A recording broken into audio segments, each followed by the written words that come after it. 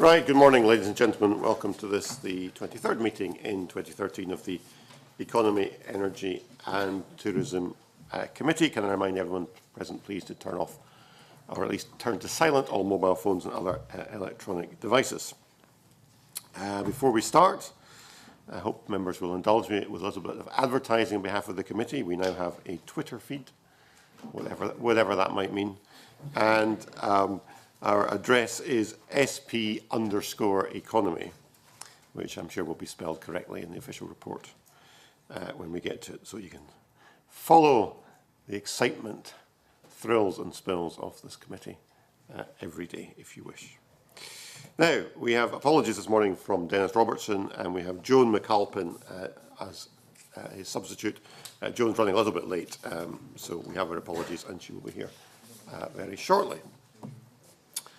Right, item 1 on the agenda, we are continuing to take evidence in relation to our Stage 1 report on the Regulatory Reform Scotland Bill, and I'm pleased to say we are joined this morning by Fergus Ewing, Minister for Energy, Enterprise and Tourism, Derek Mackay, Minister for Local Government and Planning, and they are joined by Stuart Fobister, who's Divisional Solicitor, John McNerney, Chief Planner, Sandra Reid from the Better Regulation Policy Advisor, and David Palmer, Head of Marine Planning, all from the Scottish Government. So welcome all. Thank you for coming along. Before we get into questions, Ministers, do you want to say anything by way of introduction? Well, yes, thank you very much, Convener. Good morning and happy Twittering. Thank you for the opportunity to speak today about this bill, and I welcome this opportunity which builds on our letter which we sent last week. By streamlining and making regulation more effective, the bill will protect our people, our environment, and will also make a modest contribution towards helping our business flourish and create jobs. Consistent, proportionate and effective regulation is essential to the government's purpose of increasing sustainable economic growth. That view reflects what I'm told when I visit businesses throughout the country, and indeed the way the business community responded to the consultation last year on the options for better regulation. This government has a record of delivering better regulation, and I know from personal experience that this can make a significant difference to businesses throughout the country. As Minister for Community Safety, I oversaw a review of fire safety regulations in the B&B sector of our tourism industry. That sector was unhappy about what it saw as kind of over-the-top fire safety measures. A working party I chaired over a long period simplified the requirements and reduced the average cost of compliance by over 90%. I think that approach was welcomed, and whilst maintaining high safety standards. So I strongly believe that whilst regulation is necessary to protect the environment, consumers, people and business, our approach must also ensure that we apply the principles of better regulation, and these are transparency, being proportionate, consistency, accountability, and appropriately targeted only when needed. The Regulatory Reform Scotland Bill aims to improve the way regulations are applied in practice across Scotland in order to support business and economic activity and deliver benefits to society. Now, my colleague Paul Wheelhouse has already provided evidence on the environmental aspects of the bill, Convener, to the Rural Affairs, Climate Change and Environment Committee. And I'm also aware that you have been taking with your colleagues evidence from a variety of organisations and regulators on the enterprise elements of the bill on which I lead, including the enabling power to encourage or improve consistency in the exercise of regulatory functions, the duty to contribute to sustainable economic growth in regulatory activity and the related code of practice, and amending requirements for certificates of compliance for mobile food business street trader licence applications. And I believe you know, Convener, that I've already signed a memorandum of understanding with Councillor Stephen Hagan of COSLA on working together to develop future national standards. In addition, we recently consulted on the merits of primary authority partnerships, and we're now analysing the 42 largely supportive responses to that. And a code of practice working group has been set up to develop a draft Scottish Regulators Code of Practice for consultation later in the year. You may also be interested to know that in July the UK Government issued an updated Regulators Code and published a deregulation bill which includes a duty to have regard to the desirability of promoting economic growth. While relevant to businesses which operate across the UK, in Scotland we remain firmly focused on better regulation rather than deregulation. We are committed to a high level of stakeholder engagement and to responding to the views that are expressed by stakeholders. So let me end by acknowledging the interest from MSPs and stakeholders in the duty to contribute to sustainable economic growth. And just let me be clear in concluding these short opening remarks that this duty does not state that sustainable economic growth must be the foremost over other regulatory objectives or statutory duties. It does not prioritise sustainable economic growth over other regulatory objectives or statutory duties. Regulators need to determine an appropriate balance and be accountable for that. Regulators have signalled in response to consultations to the Parliament's committees that they already act in this way, and I welcome that. The bill supports that existing good practice and will extend it across Scotland as a whole. So, in the meantime, before taking questions, I'm sure convener my colleague Derek Mackay will also wish to add a few opening remarks. Thank you. Thank you. Thank you. Minister, we're very fortunate in having a brace of ministers this morning. So I'll see if Mr Mackay, would you like to say something? Yes, please. Thank you very much, Convener. Can I too thank the committee for the opportunity to discuss a regulatory reform Scotland bill. The Planning Reform Next Steps programme is making progress by encouraging improvements to the planning service so that it fully supports economic recovery. It does this through promoting the plan-led system, driving improved performance, a focus on delivery, and simplifying and streamlining the system. We've also consulted on a revised SPP, Scottish Planning Policy, that provides high-level messages on ministers' expectations of planning, including a high-performing, high-standard function, focusing on achieving outcomes that make a difference to people rather than simply process, and playing a key role in facilitating economic recovery and sustainable economic growth. Our key aim is to make SPP much clearer on how planning can support the delivery of jobs and growth. First of all, we indicate that we propose significant weight being attached to the economic benefits as a material consideration in the planning process, particularly the creation of jobs. And secondly, that development plans must be deliverable and informed by sound economic evidence, particularly local economic strategies. As you're aware, I'm committed to improving the performance of the planning service in Scotland. I've discussed with staff in every authority in Scotland about my aspirations for a high-performing service. It's my understanding that there's been a significant stakeholder interest in Section 41 of the Bill, Planning Authorities' Functions, Charges and Fees. As approved by the Scottish Parliament, planning fees were increased by approximately 20% on 6 April 2013. I consider this increase will strengthen the resources and the capacity of planning authorities to deliver a high-performing service whilst maintaining a supportive business environment that supports economic growth. Scottish ministers maintain that any increases in fees must be inextricably linked to performance. If we move towards full cost recovery, I am dependent on local authorities to improve their performance and for them to provide the justification to do so. I will not make a knee-jerk reaction to reduce any authority's fees based on one period of poor performance. The process will include an opportunity for authorities to improve in areas identified through assessment before I would seek to use any new provisions. A high-level group on planning performance has been formed, which I co-chair with Councillor Stephen Hagan from COSLA, the spokesperson for Development, Economy and Sustainability, and includes key representatives from Solace, heads of planning and other key agencies. The group has identified and agreed a set of performance markers which reflect key areas of essential good performance and service quality across the planning system. These markers are in the main not new, but are drawn from the existing planning performance framework, which we developed with local government and other stakeholder groups when it was introduced.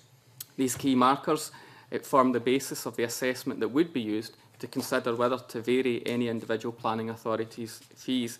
Detailed practical arrangements for use of Section 41 provisions have been taken forward by the high level group.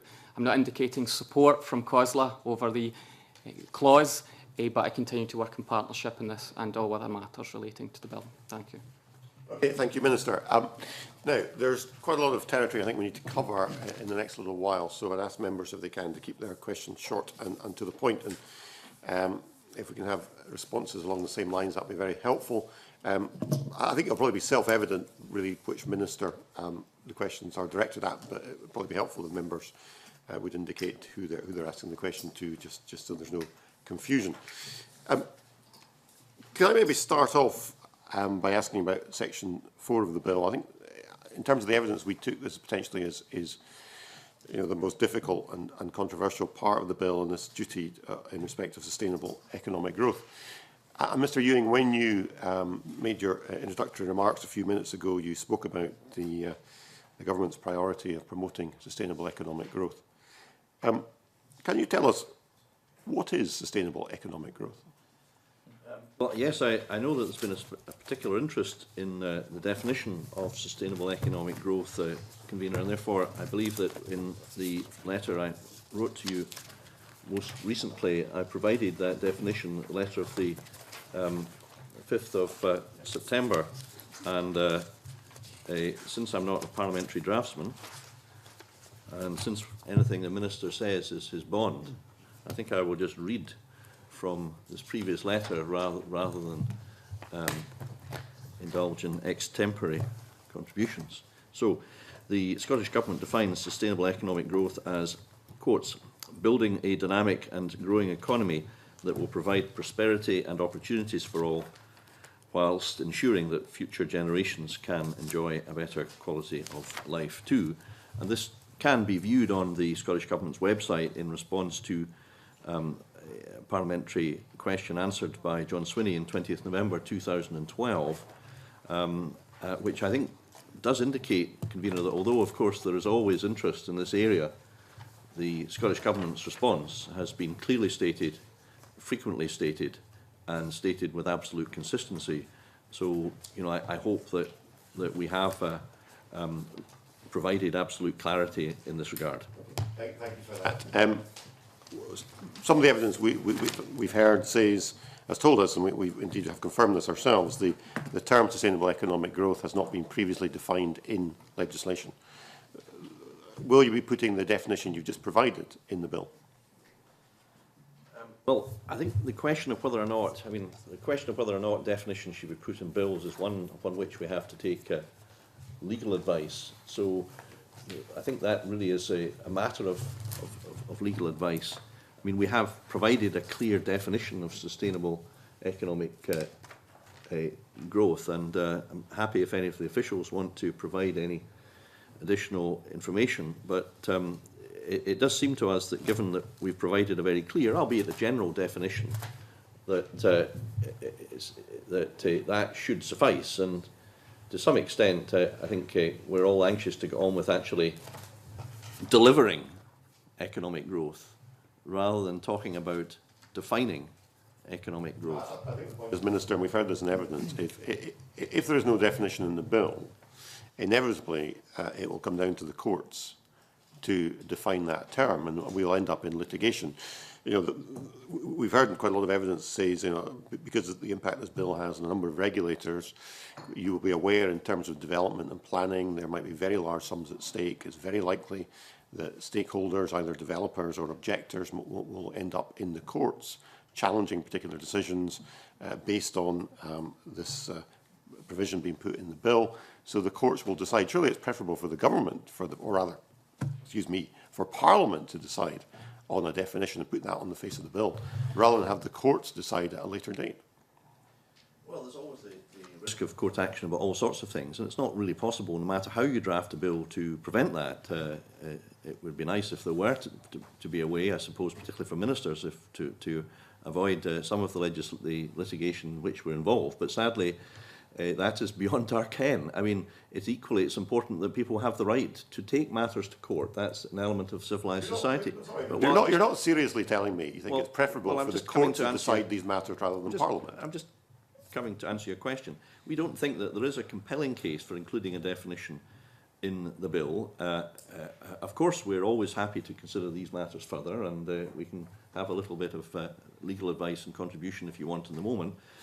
It would be imprudent for me to to say anything other than these are matters upon which we need to reflect very carefully for the reasons that you've described. But our current view is there's no compelling case for including a definition in the bill. Of course, the duty, I should point out, will be underpinned by the Code of Practice. And to address stakeholder concerned about this, a definition will be included in the code. And the definition will be the one that we've provided very clearly and provided over a long period in response to a series of questions put in writing and verbally. So, you know, we're happy to consider the matter once again. If the committee feels extremely strongly about this, of course we will consider this very carefully once again and come back to you. But we have reached the view that there's no compelling case for including a definition in the bill, and that is the current view and advice that we've had after quite a lot of consideration, convener, of this issue over a long period, and other bills as well. I don't know if you can tell me if there is any litigation that you can point to over this matter, because, you know, it has been our primary purpose since the previous administration was formed. Yes, but the term sustainable economic growth has not appeared in a bill that's been passed by this Parliament. Well, we will so there clearly would be no further litigation around that because it's not been in the law. Well, we'll tack tent on that and look at that carefully again, because if that is the case, then that would be a reasonable point to make. But our current advice is that there's no compelling case to include the definition in the bill, but we have provided a definition. And indeed, that definition, having been stated very clearly in these committee proceedings, would be available for any court to look at in relation to the interpretation of bills, because courts, as I understand it, are allowed to do it, although I'm now trespassing into the area of legal advice, which officials may want to urge me not to do further. No, if it helps, I would have to say that I think it's highly unlikely that any legal disputes over Section 4 would descend to a definition of sustainable economic growth.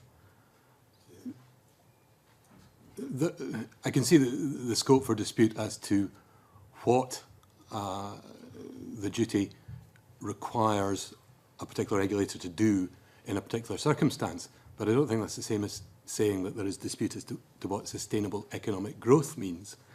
As the Minister's pointed out, we have provided a definition in the letter which is likely to feed through into the Code of Practice or the guidance. And if you look at the language used, it isn't actually the kind of nature that one would normally see in a statute. It isn't that kind of legal definition. Alison Johnson. I'd just like to say before I start that I do welcome the fact that the Minister is minded to amend at stage 2 the inclusion, well, to thinking about excluding planning functions from the duty to contribute to sustainable economic growth. We're being asked by the government to pass what appears to me and to others a convoluted and caveated economic duty, namely for regulators to promote sustainable economic growth, except in cases where this affects their regulatory functions. Now, we've taken a lot of evidence from bodies like Scottish Natural Heritage, who claim it will make no difference whatsoever to the way they work, but we've also heard from 12 local authorities are against this proposal. The unions are opposed to this proposal. The Regulatory Review Group themselves didn't suggest or fully endorse this proposal. So we have heard a lot of conflicting evidence and a lot of evidence that doesn't support the inclusion of this duty. Would it not be better to drop this section entirely and allow the successful non-legislative approaches to continue to deliver consistency?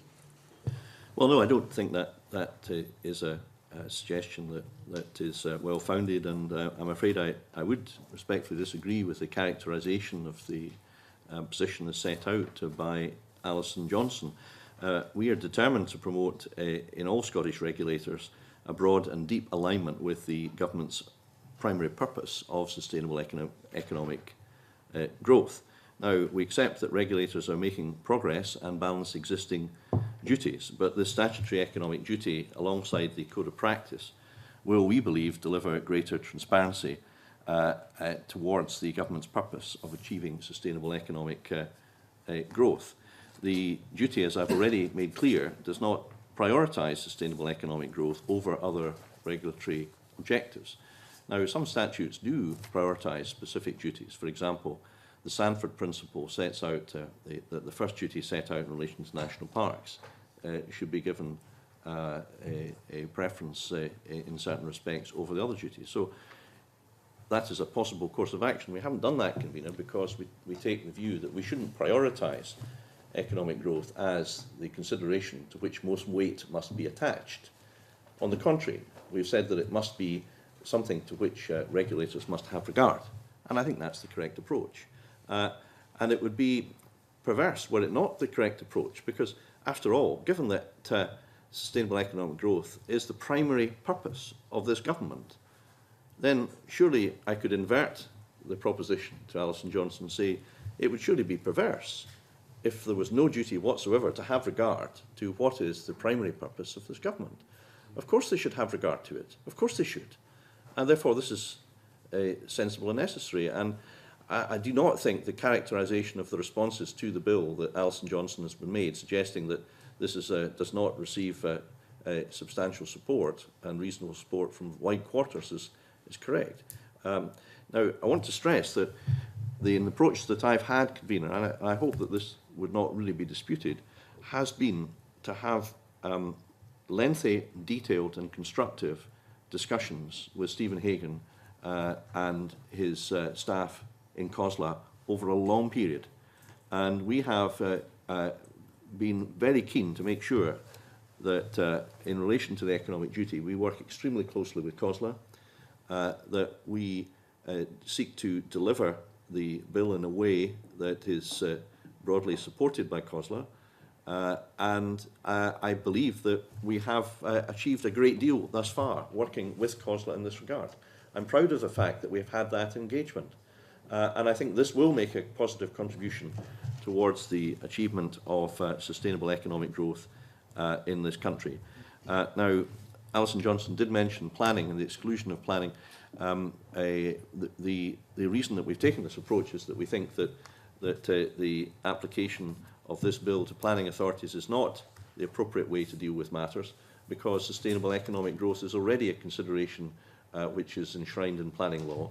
And I'm sure Mr Mackay would be willing, if he is permitted so to do, to set out our thinking on how, if you like, the sustainable economic growth imperative will be taken forward in relation to planning law, because this will be taken forward in planning law and practice in another way and not in this bill. So we're not dropping anything, we're just doing it a different way. But I don't know whether Mr Mackay might want to answer that part of Alison Johnson's question, Convener, with your permission.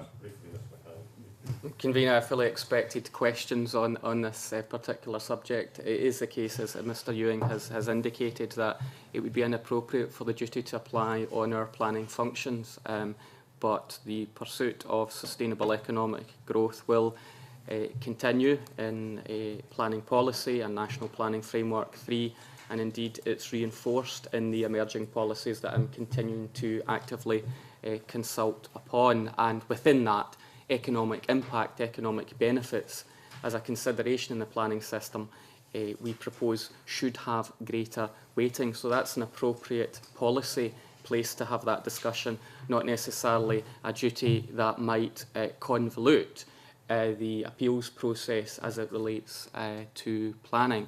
That said, sustainable economic growth, of course, or economic impact doesn't necessarily override all other considerations in the planning system. The planning system is about a balance, and it's about an understanding of a range of factors that then take you to a conclusion whether to consent or not. But it's certainly a policy approach as opposed to the legal approach that this bill may have led to, and that's why we've been enthusiastic to clarify the point. Thank you. That is helpful. Unfortunately, I think it's fair to say the committee spent a fair amount of time discussing examples that might have applied were the duty to apply to planning, but the clarification is welcome now. With regard to COSLA and the economic duty, when Councillor Cook from COSLA gave evidence, he said that the duty to promote economic growth cuts across local democratic accountability. And when answering the question about whether we regard the national duty as ideal, our response to that is simply no. So that is a response from Councillor Cook from COSLA. I do feel that while we're being advised that the economic duty will not be prioritised above others, it's very subjective. You know, deciding which level of importance to give to an economic duty, which level is appropriate, that is a very subjective decision. And I'm still not, for example, we were given an example of a shop selling bootleg alcohol, and because of this they were making money and growing their business. Could this be a defence against regulatory action? I think I'm going to start to talk about bootleg alcohol, especially so early in the morning. But to take your question seriously, we have had very, very positive discussions with COSLA. We've had very good working with them over a long period, several meetings, and a lot of work which has been carried out. A code of practice will be developed by regulators and stakeholders, and that will be consulted upon prior to introduction, convener. I think that will provide a lot of practical assistance to regulators and stakeholders, and I hope address some of the concerns that members have expressed in this committee and previously. And a short life working group comprising of business representatives, regulators, including SEPA, SNH and COSLA, have been established to develop the code of practice. And lastly, I mean, in practice, I mean, we spend an awful lot of time, and rightly so, in engaging with local authorities. I mean, I engaged with Murray Council in Buckie, at the Buckie shipyard, which has sadly gone into administration a week ago yesterday. You know, I engaged with Stirling Council in relation to homecoming issues. You know, I engaged with Aberdeen and Aberdeenshire Council about the oil and gas industries. It's very important to me, and I can give you many, many other examples, the island councils in relation to renewable energy, and this is very, very important. You know, we want to work in partnership with local government, and we do. This is very, very important to us, and I think this bill, working together with the benefits of the code of practice and all the engagement there has been, will make a significant contribution to creating more jobs and businesses. And I would hope that that's something that the Green Party would welcome in Scotland. Just another question. Certainly when we took evidence from, we had a meeting with an environmental trading standards officer, a very senior person in his post. He said that they would, when they're working with burger vans and perhaps bakers who've had a mice infestation, it's absolutely at the forefront of all their officers that these people's livelihoods, you know, in order to get back to work as quickly as possible, the environmental officers are constantly trying to help them do so as quickly as possible. The local authorities fully understand the need to contribute to the working world and to the economy. And he was resolutely determined that there was absolutely no need for this national legislation. But on the issue of sustainable economic growth, you do recognise that sustainable development is a well understood and established concept. The Law Society couldn't have been clearer with their concerns that this was a lawyer's charter. And I just don't understand why we're going down the road of foisting legal uncertainty about this concept, the concept of sustainable economic growth, on regulators. Well, I'm afraid I do respectfully disagree with almost all of that. I do not think that this bill is foisting any legal uncertainty. I respectfully disagree with that. I refer to the comments that my officials have been made in that regard earlier on. The new duty is about providing clarity in relation to government's purpose and demonstrating the obvious, that both Scottish Government and regulators in Scotland value both economic growth and the protection of the environment. They need not be mutually exclusive, and indeed we can and should aspire to deliver mutually supportive outcomes wherever possible. So, you know, I think we really have sought to cover, convener, today and in extensive correspondence all of these issues. We will look specifically at the issue you raised earlier, convener, about the need for a definition, because I can see that we haven't satisfied all of you on these matters, and we will revert to you on that before stage 2 in my undertaking with a further letter which sets out our views, so that we can, I hope, bring closure to this particular argument. But I just respectfully disagree with the assertions that Alison Johnson has made. Okay. Still on this point, I'll bring in Hanzala Malik. Good morning, Minister. I just want to say sustainable economic growth and sustainable development. On one hand, you say that you're going to have a look at that, and I'm very pleased about that. And thank you very much for saying that. But at the same time, some of your other responses are almost disagreeing with that before you even have a look at that. So I just want to just reassure myself. So what you're really saying is you are actually going to have a look at this again, first of all, if I can get an answer for that first. Well, what I've said in response to the first line of questioning from the convener is to come back to the committee with a letter prior to stage 2 on the specific question about whether there should or should not be incorporated in this bill a definition of sustainable economic growth. I think that's fairly clear. Thank you. Thank you. I just wanted to give you a small example. Foot and mouth disease, horse meat, and pollution in our meats. That affects our economy. It affects our tourism. Affects a host of things, including licensing as well. And I'm just wondering, how will the bill protect the community from this type of activity? Well, I must admit, I hadn't really specifically considered foot and mouth disease in relation to this bill. My recollection is that these were matters which are considered by appropriate veterinarian and health experts primarily, and upon whose advice we tended to rely. The point I'm trying to make, Minister, is that these do affect our economy, they do affect tourism, and therefore, since the bill is looking at sustainable economic growth and sustainable development, surely this will have there will need to be a role in that to protect industry from this type of activity.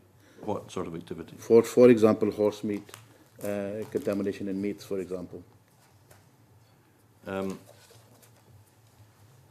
Well, I'm happy to look at this issue and come back to the member as to see whether this bill may have any implications for that, but my initial view is that it's unlikely that it will. Dick Wright. Good morning, ministers and teams. I've never been sure why we've gone up this blind alley. I have read several local economic development plans. That's economic development plans. And I've yet to see a bias one way or t'other. Have you, ministers, can you or your advisors, having read many more plans than I have, advise me where the economy has superseded the sustainable development in any of these plans? And in fact, are they not indivisible and work alongside each other? I think Mr. Brodie's point is correct, that it isn't a choice between sustainable economic growth and sustainable development. They're actually compatible and in keeping and in harmony, and there is a very well established definition simply because of its duration and its timing in terms of that established definition and that principle. It's a bit more lengthy than the definition provided on sustainable economic growth, but I think the parliamentary process is assisting, but I'm sure we can all regurgitate words to mean the same thing. But there is no conflict here. I do think the debate is false around whether we are diluting, for example, our sustainability agenda. It is at the heart of government policy and our definition, and we can say as many words as we like to mean the same thing, but essentially the definition is provided by the Cabinet Secretary for the government. But sustainable development, as for example embodied in planning documents, has been established, I suppose, for a longer time. Therefore, you could describe it as more widely understood. But there's never been any serious challenge to the government's understanding of sustainable economic growth as an overarching purpose or something we wish to achieve. And if you take any planning consideration in the country, referring back to Alison Johnston's point, they have to consider a range of factors to then come to a conclusion, not least in their mind is economic impact and what happens to a community, what is the benefit of any application. So I think the debate of definition is something of a distraction from the emphasis. Very brief follow-up from Alison Johnson. Would you consider, for example, then, that the development at Meany, Donald Trump's golf course on a triple SI, was that not a clear case of economic considerations outweighing environmental considerations? I think it would be completely inappropriate for me to comment on that. Will this legislation stop that situation occurring in future? Will it actually ensure that such consideration is given full weight in future? Let me give an assurance in another way. Even in the emerging planning policy as proposed in SPP, sustainable development remains at the heart of planning policy. But again, the clarification we've given to the committee is that the duty will not cover the planning function. But in all of these decisions, it is a balance, and sustainability remains an important consideration. Thank you. Madam Minister, I mean, we entirely understand you can't comment on a particular planning application, current or historic, and it would be inappropriate to do so. Just before we move on from this topic, can I just ask for clarity on one other point on this? Will this new duty also apply to licensing boards? It won't, because licensing boards are not one of the bodies referred to in the relevant schedule. Right. Okay. Thank you for clarifying that. Okay. I think we need to move on. I want to move on to this issue of planning fees, and I'll bring in Margaret McDougall. Good morning, Ministers and officers. In response to the RACI committee report, the Minister states that the cost of processing planning applications is not known. Given this, can the Minister provide an explanation on the decision on reviewing the planning system, and without first establishing the base for the applications? Margaret McDougall's question's a good one. We have used various evidence over the piece, including the information from Audit Scotland that suggested there was a gap in the level or the cost of delivery of the planning service and the level of fees by some £20 million, they estimated. So we were working with their estimation when we considered the planning fee increase that the Parliament then considered. Heads of Planning Scotland, because the member, of course, will be well aware the Scottish Government doesn't provide the planning service at local level. It is local authorities to establish those figures and those costs, and that's why we're working with Heads of Planning Scotland to get a fuller understanding on the cost of a planning application and the cost of a decision, which, of course, will be variable from application to application, authority to authority. So it's very complex.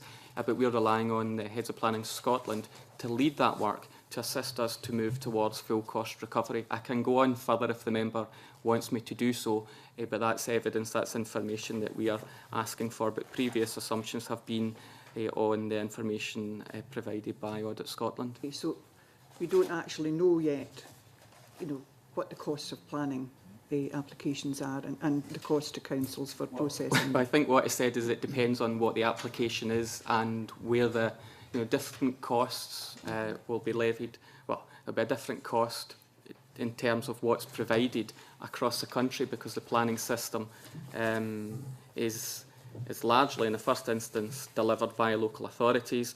They haven't themselves established fully the full cost of each application for us to be able to consider what the cost of each application would be. Of course, there's different levels in terms of the value of your application and therefore the fee, but more work needs to be done on the specifics to move to full cost recovery in a way that's justifiable. I can't ask, for example, the private sector to pay over and above the genuine cost of their application, but to understand that, that's why we need to probe into this and, to use that terrible term, drill into the figures and the cases here to get a fuller understanding of what every application might cost to establish that principle. But we know the global cost of the planning service, and we know the global fee income figure, which then took us to the conclusion, or took Audit Scotland to the conclusion there was a gap of some £20 million, some of which we've plugged in the planning fee increase this financial year of 20%, which we estimate will generate between £4 and £5 million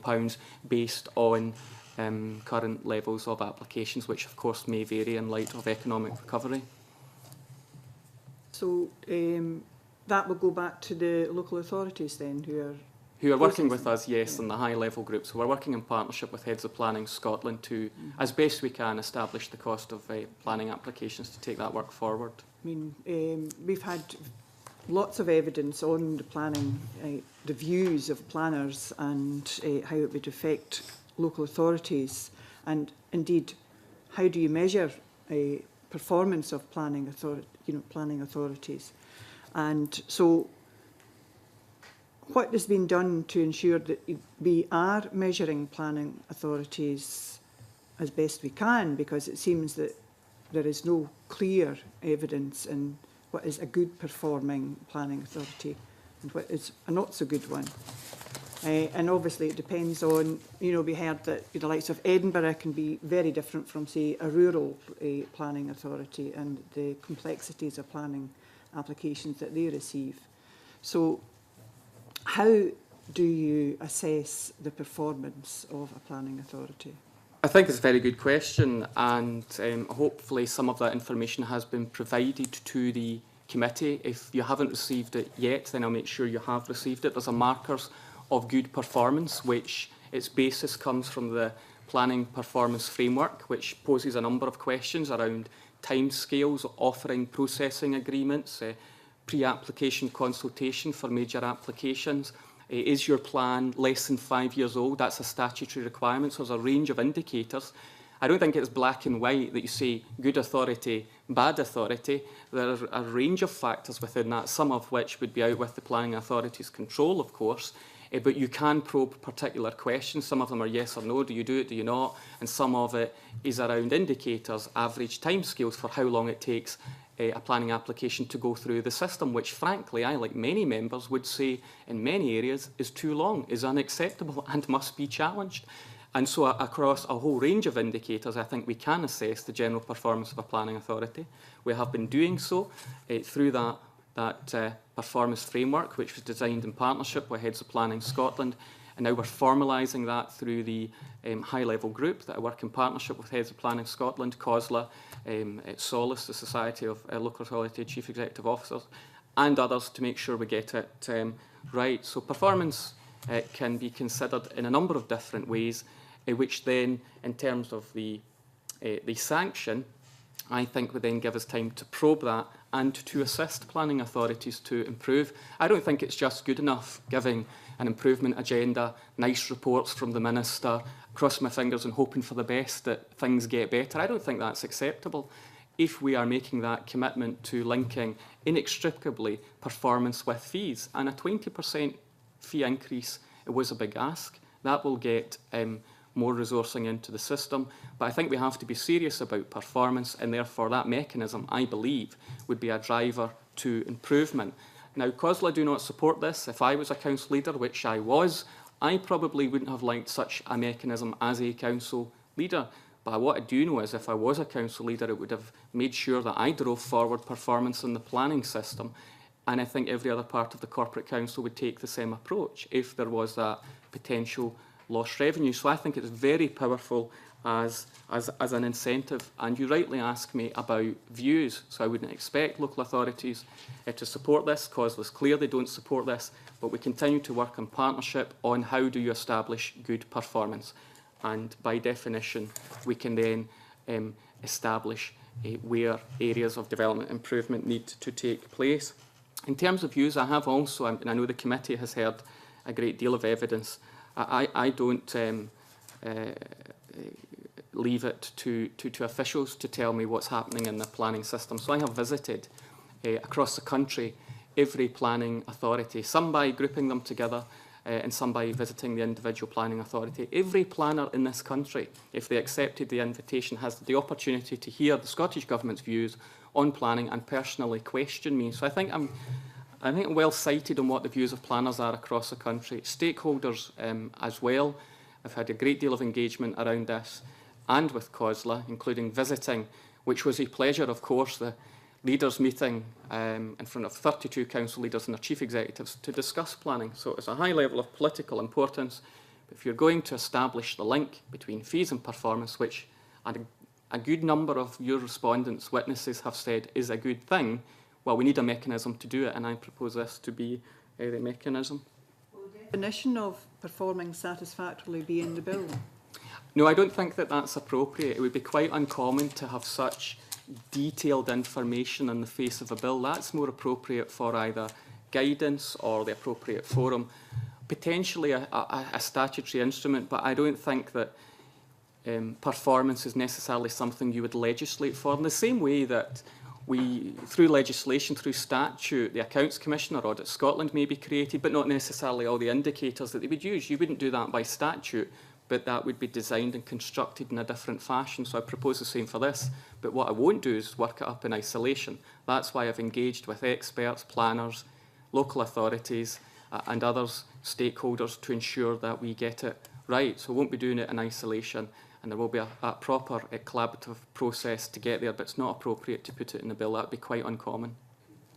Can you, convener, you mentioned sanctions there, and I think all of our witnesses, apart from maybe one, said that they didn't think applying sanctions on planning authorities would be helpful, in that, you know, it would reduce the funds coming into their department and it would put added pressures on their department. So are you going to continue with these sanctions on local authorities who are deemed as being underperforming? Well, the thrust of the work that the government has put in, and I have put in personally as Minister, has to be positive encouragement, incentivisation, new investment, support, and picking up best practice from across these islands. However, I don't think that's good enough if that doesn't achieve the right outcomes by way of performance. And therefore I am serious about this mechanism, and increasing planning fees to be able to justify any future increase. I think I have to evidence improved performance, and we have to be serious about that in the planning system. So yes, we propose to continue with the mechanism because I believe it will be an incentive. You see, if you were a council leader, a director of finance or a chief executive, and you had an underperforming planning system, you might not take as much interest as you should. You might think that's an unfair comment. But if there's a potential of lost income generation to your authority, then suddenly it becomes a financial matter, suddenly it becomes a performance matter. And I think that kind of corporate approach is one of the things that needs to change to get a better planning system. All too often I hear in the planning system that it wasn't the planner's fault or the planning service. It might have been the legal obligations, it might have been the roads department, it might have been a response from education. I want all parts of the local authority to take planning and its function seriously, and therefore I think this mechanism will be an incentive towards that. And I think that would then improve behaviour, improve outcomes, and there would be no loss of income because a planning authority would step up to the plate.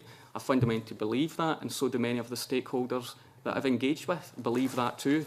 However, if I was a witness coming to your committee with a planning application in the system, I'm not so sure I would be heralding my support for such a penalty mechanism against the very planners who might make the decision on my application. So I'm not surprised some people have been quite quiet on their support for this mechanism, but I detect much support across the country for it. So given that you know, the legal implications there, where planning authorities actually sit outside local authorities, you know, they're separate. So how would that apply then because of that distinction?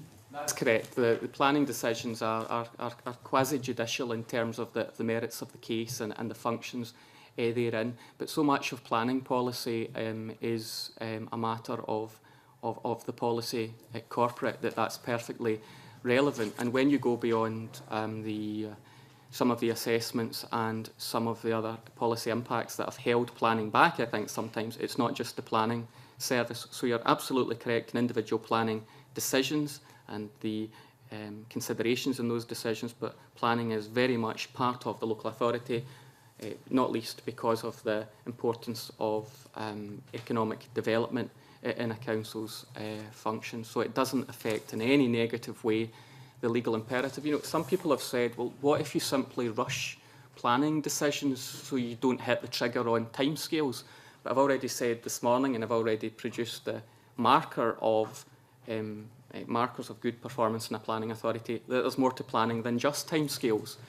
A lot of applicants want certainty, they want engagement, they want a clear understanding of process, so there's more to planning than just timescales, but clearly that is an important factor. So I don't think it'll contaminate the purity of the planning system in any way, but lacks an incentive to get a better performance across the board.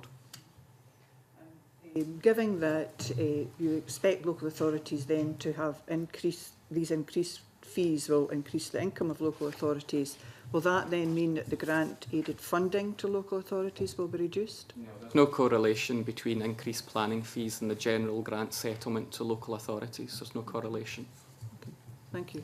Okay, I've got other members who want to come in, but just before I bring them in, can I just clarify something you said earlier, Minister? You mentioned COSLA. You'll have seen the letter from your good friend, Councillor Stephen Hagan, to myself, copied to you, in which he says, on behalf of COSLA, our view continues to be that it is fundamentally too much ministerial interference in the operations of a specific council service. Presumably you would agree that local authorities are democratically elected by their local population and are therefore accountable through the ballot box. Absolutely. So why don't you just leave this up to the local authorities and their local electorates to determine if a local council administration is performing badly in relation to planning or something else? Surely it's up to the local population to vote them out of office. Surely it's not a serious proposition from a Conservative that if a council's performing badly, I should leave them to it, especially in an area where Scottish Government has clear responsibility and every planning application in the country potentially could be determined by the Minister. I've got a different approach to that which has been taken south of the border. South of the border, just for information, if there's what's deemed to be a poorly performing planning authority, the Minister has the power to assume direct control over that planning authority. I think that's a far more centralising agenda than the one I'm trying to deploy in Scotland, which is to encourage localism, decentralisation, local decision making, but absolutely improve performance and to ensure that we deliver that. If ultimately Scottish Government is responsible for the fee and in connecting fees to performance, then I have to be serious about performance. And although COSLA in principle object to this clause, well, they would, wouldn't they? I would fully anticipate that, but there's a great deal of work going on in partnership with COSLA around this agenda, and it will not stymie that very positive work. I was just trying to understand whether you believed in local accountability or not, and I don't think COSLA would see this as a decentralising move in any shape or form. Well, the comparison I was making, I think it beats the option south of the border where the planning minister would take control, or his agents would take control over every planning decision in an authority's area, removing all control, all decisions from local elected members. I'm not proposing to do that in Scotland. I'm proposing to have an incentive to improve performance in a way that I know, as a former council leader, will work. Thank you, Minister. I just firstly welcome the fact that COSLA are working with the government. Perhaps the robust evidence that we received from the COSLA representative was not reflected, in fact, in the manner in which it was intended. Just on that point, as the convener will know, the evidence from COSLA actually says, whilst we are not against national standards per se, we are against the presumption that such national standards can be specified by a national government without clear mechanisms for consultation, which apparently is happening. I just wonder if I may ask, in terms of the discussion around fees, what, on the basis that COSLA are working with you, and we recognise the diversity of the various 32 local authorities, before you apply the negative, what seems some people seem to think is a negative view in terms of fees, can you advise, working with COSLA, what other approaches will be used to improve performance? You know, for example, by the transferability of best practice across the local authority communities. Of course, this is a fee.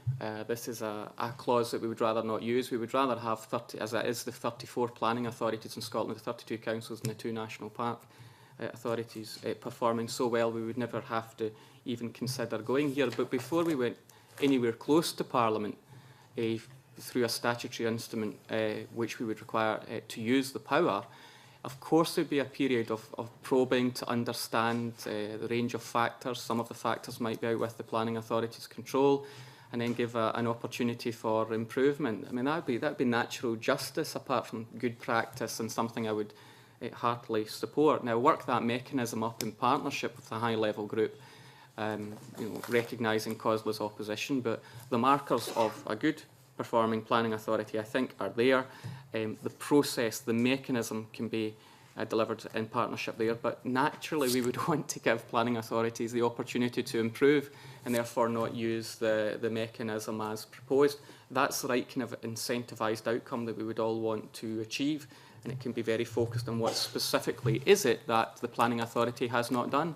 For example, by law, this Parliament has said that, I believe it's by law, it would have been in the Planning Act, that a development plan should be less than 5 years old. Well, only 59% are less than 5 years old. So we need delivery, and to get delivery, we need to get serious. And I think that mechanism's a driver for improvement, and will certainly focus the minds when we have those discussions about improvement, which then removes the need to centralise an entire planning service by the government. We can keep that. If I may ask, once you've determined the outcomes, the anticipated outcomes, the performance markers, is it your intention to publish these so they're very open and transparent, so that we can see the discernible performances of each of the local authorities? I commit you have the draft version in your hand right now, or you should have, and if you don't, you will have. And if there's any amendments through the high-level working group, of course, I'm more than happy to share that. I think we should have a transparent planning system, and therefore happy to share that work. Thank you. Thank you. I've always believed that planning had a lot of implications in terms of the impact on our environment. The cost is a factor, time is a factor, and delivering to industry is a major factor, because when industry is waiting for planning, it's burning money, and I've seen companies walk away simply because they've not been able to get planning in time, and that's a very serious issue in a lot of places.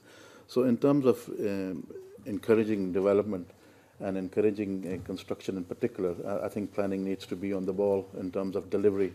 I think quality of service and time is essential. I'm not terribly convinced about the costings on how you would relate the cost to a planning application. I do believe sometimes that smaller planning applications merit a smaller fee compared to the larger ones. However, that said, I think what for me is very important is delivery of time. I think that's absolutely crucial, regardless of what type of planning it is.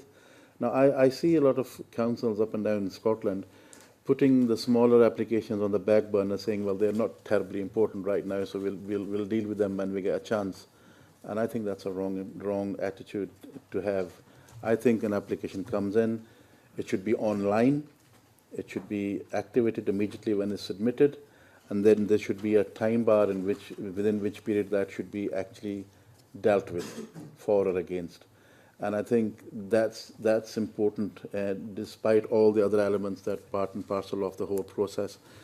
People need to be confident that if they put in an application, they're going to get a response within a certain time period. Now, I know there's 21 days to activate the planning, and then 21 days after you've received or not received an application. But I have known people who waited for 6 months and more at a time, and that is just unacceptable. So the bill needs to address that. The point I'm trying to make. Yes, I'll let the Minister come in. I think that's a little bit wide of the actual provisions of the bill, but I'll let the Minister. Not really, because I understand that you're in consultation with COSLA and you're trying to work this through. But I think what's important in terms of the bill is the bill needs to really address everybody's aspiration. Everybody should be treated equally when it comes to an application. I think Mr Malik's point around performance is at the heart of what the government is trying to achieve, and certainly it is relevant in a number of ways. And the frustration is, just as you have said, government needs to do certain things to ensure that we get a proper planning system. So do all members of the Parliament. Last time I was asked about planning timescales in Parliament, it happened to be Mr Johnson from the Conservatives who was asking me, why does it take 77 weeks for certain kinds of applications to go through the system? and it is about people, leadership, culture, but process as well. So where government's got in the way of process or created a bureaucracy, we're trying to take that out through streamlining and simplification. All the goodwill in the world and all the partnership working might not realise the kind of performance, the kind of high quality performing planning system you want, Mr Malling. That's exactly why I think that mechanism must be there to be a driver to achieve the kind of things you've spoken about.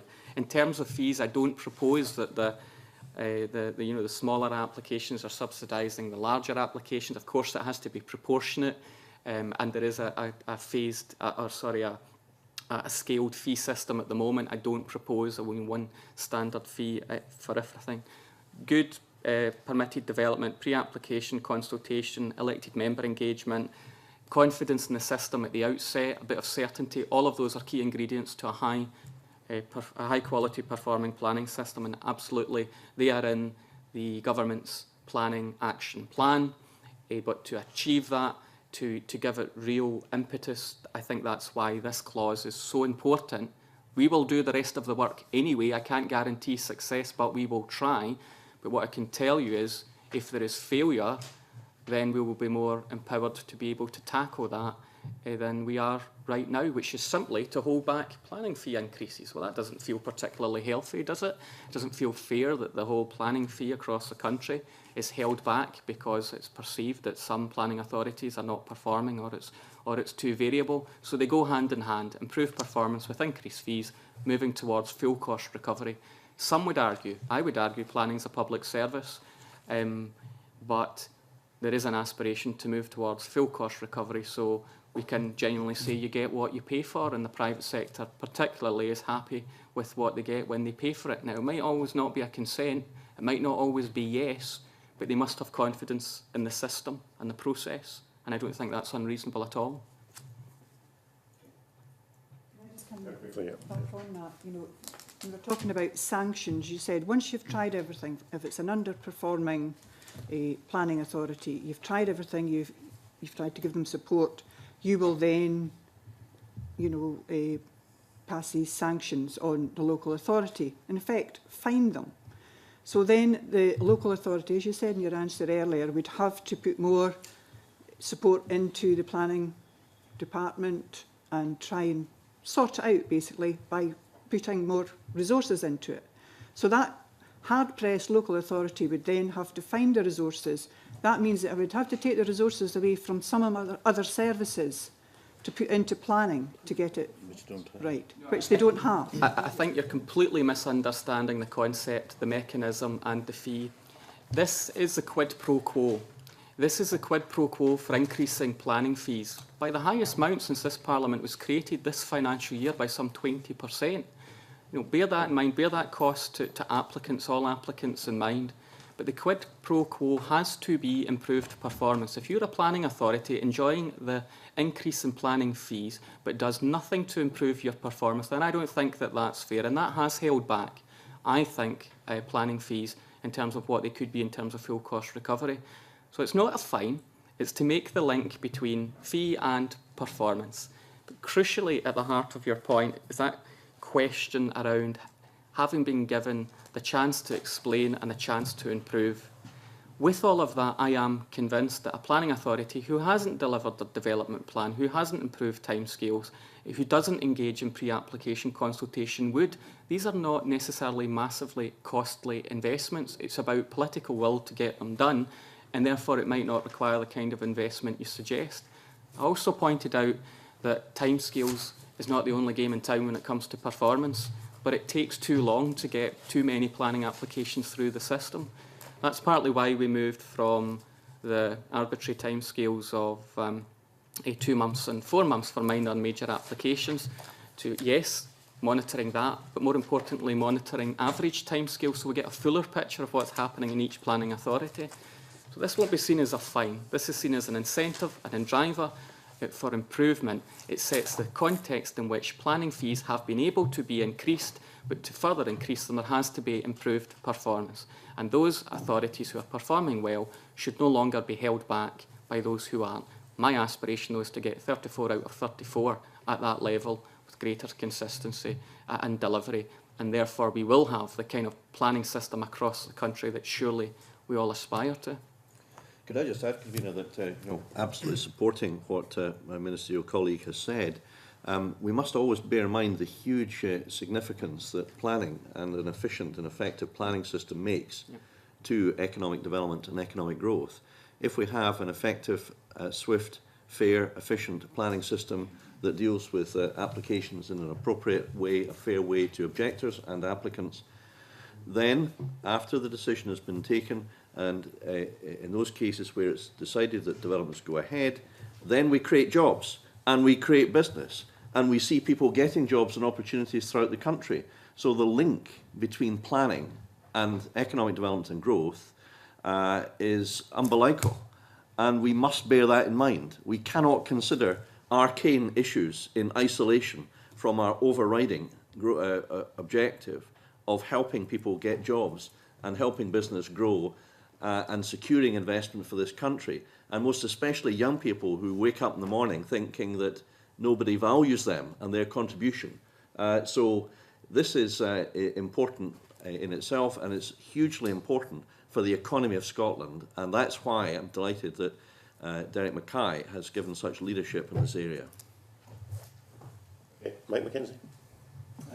Thank you, Convener. And just continuing on this theme, do you feel that, you know, in the present climate, when we're just seeing a tentative economic recovery, that to move too quickly towards full cost recovery, even if that was a worthy aspiration, would risk jobs and risk the delivery of affordable homes and the prosperity that we're beginning to see emerging and coming back into the economy?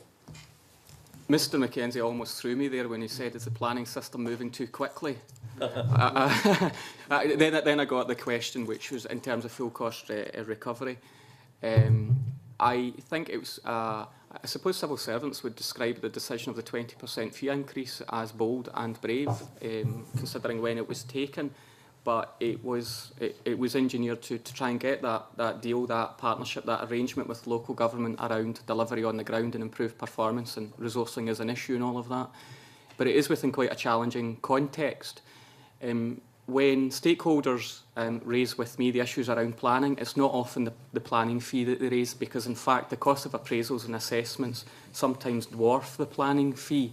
They can be into tens of thousands of pounds, hundreds of thousands of pounds. So there's an issue in there as well about being more reasonable and proportionate around the assessments that are required. Sometimes, good practice, we must have the relevant information to take all factors into account.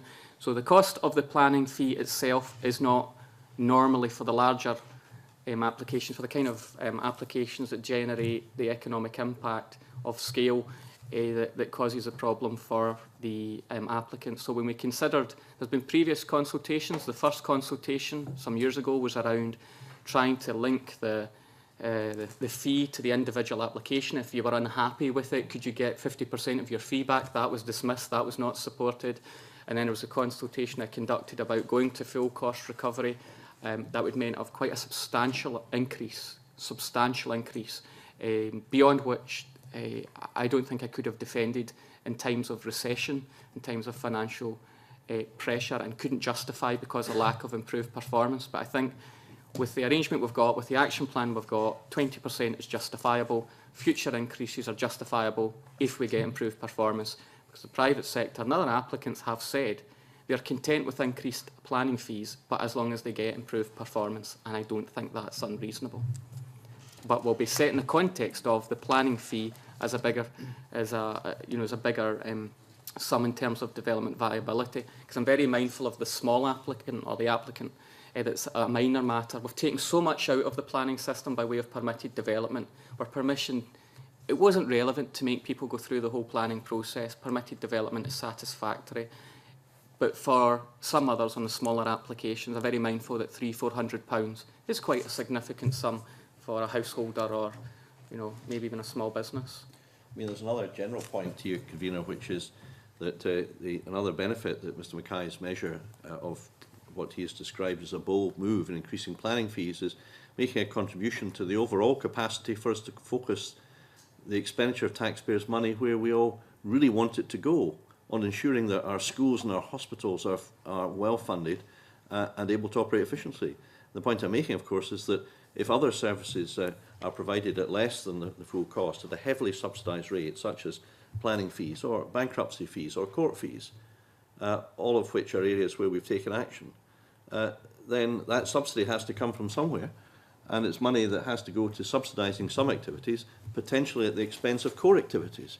So we have to get our priorities right and adopt a sensible approach about moving to full cost recovery in certain areas.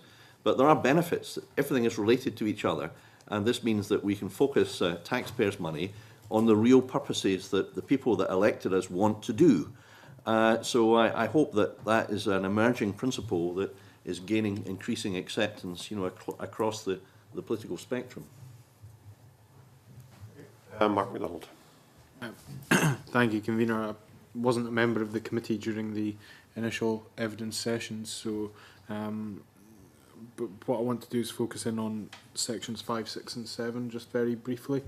In one of the concerns that I noted from previous evidence that was raised around the code of practice was whether or not there would be consumer led input to the code of practice, or whether that would come as part of the consultation process. I wonder if the Minister has a view on whether the view of from the consumer angle is feeding into that process, or whether that would be dealt with during the consultation on the code of practice. Particular consumers are you? Well, it was Tricia McCauley of Consumer Futures said that the input, the groups who were inputting into the process were more towards business growth rather than consumers, and I just wondered if the view was that the consumer angle, the wider community angle, might be taken through consultation rather than the input to the initial code of practice drafting.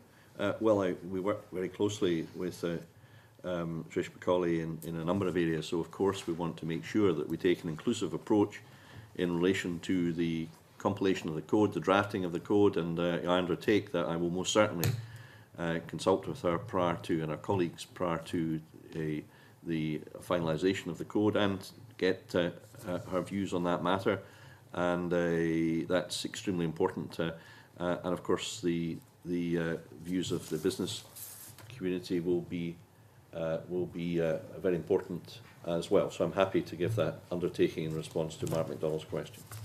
I just wonder as well, from the ministerial perspective and from the government's perspective, how how it's viewed the code of practice will enhance the legislation and enhance the work being done through regulatory reform. Well, I think this will allow us to work together with all the regulators, something that we already do. We spend an enormous amount of time and effort working together as Team Scotland, whether it's SNH, SEPA, Historic Scotland, planning authorities, and a variety of other authorities. This amounts for a huge amount of our time, and rightly so. And therefore the code will be the offspring of Team Scotland effort. I mean, that's what we want to do. We don't want to impose on local government. We don't want to dictate to local government. These are accusations that are made daily in the columns of the printed press, Convener. I don't recognise that. What I recognise is that day in daily, week in, week out, we are having serious conversations about serious matters with local government, where often there are not easy solutions. For example, this week I co-chaired, I think it was the 4th or 5th meeting of the Opencast Coal Task Force, and I paid tribute to the cooperation that we've had from colleagues in Dumfries and Galloway, South Lanarkshire, Fife and East Ayrshire Council. And John McNerney has been heavily involved in that. Derek Mackay, myself, visited several of the Opencast mines. So the idea that this is other than a Team Scotland partnership approach is one which gains a lot of currency in the printed press, but just is the opposite of the truth, of the reality of what happens day and daily. Of course, there are difficult situations that arise, like the problems we have in Opencast mines, but the correct approach is to have a good, positive, collaborative working relationship with all involved in local government, and to talk through, to work through what are very often extremely difficult issues that face us in public life together. So I'm delighted to have had the opportunity to underscore that point. Minister for his response, and he's kind of dealt with the question that I was going to raise around Section 7, but I'll ask it anyway. There was concern, I suppose, expressed by Councillor Cook around the enabling power for ministers to amend the list of regulators. Presumably any decision to amend that list, either to add or remove, would involve some consultation in advance with partners like COSLA, for example, or local authorities, to ensure that their input was taken on board before any decision were taken to either widen or narrow the list of regulators by the powers under Section 7.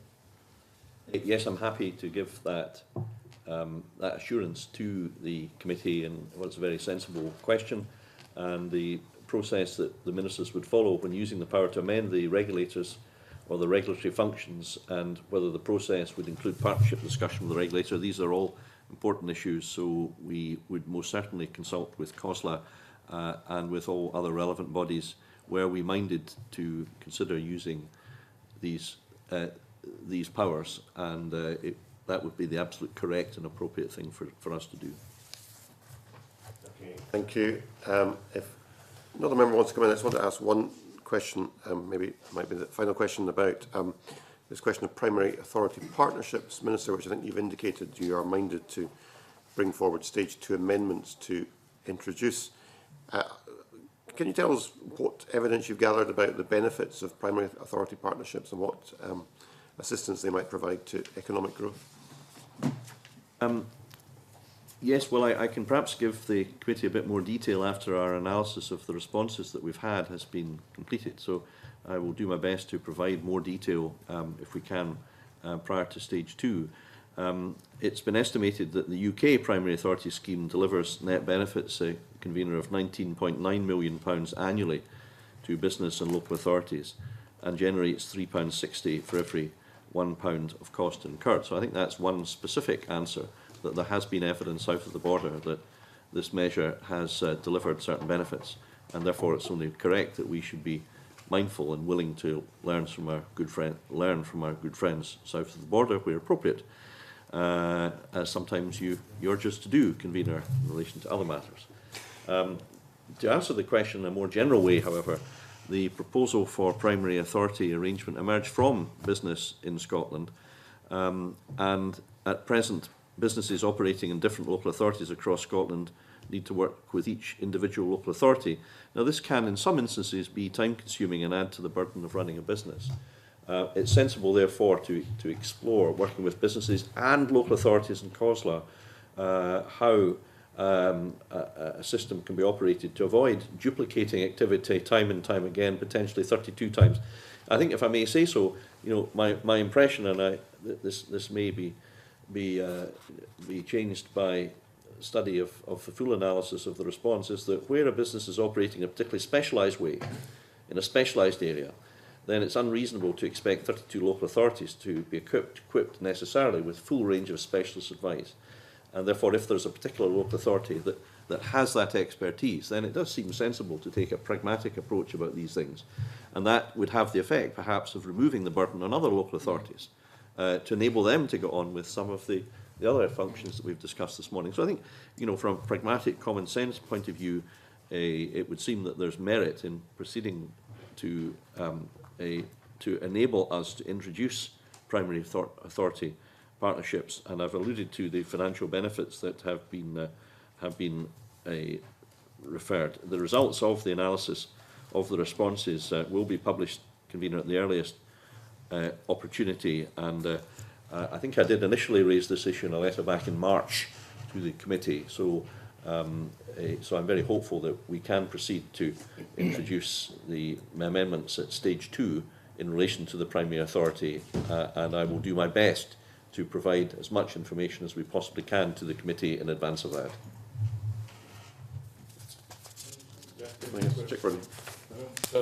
Thank you, convener.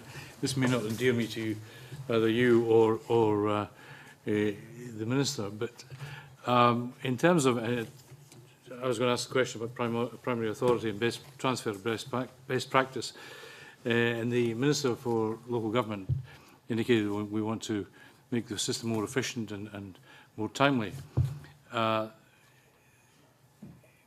and notwithstanding the comments that have been made about potential litigation, I just wonder if any thought has been given to creation of mediation task forces to try and address any planning issues or regulatory issues, so that we can speed up the whole process without having to go through the rather lengthy exercise of taking them to court.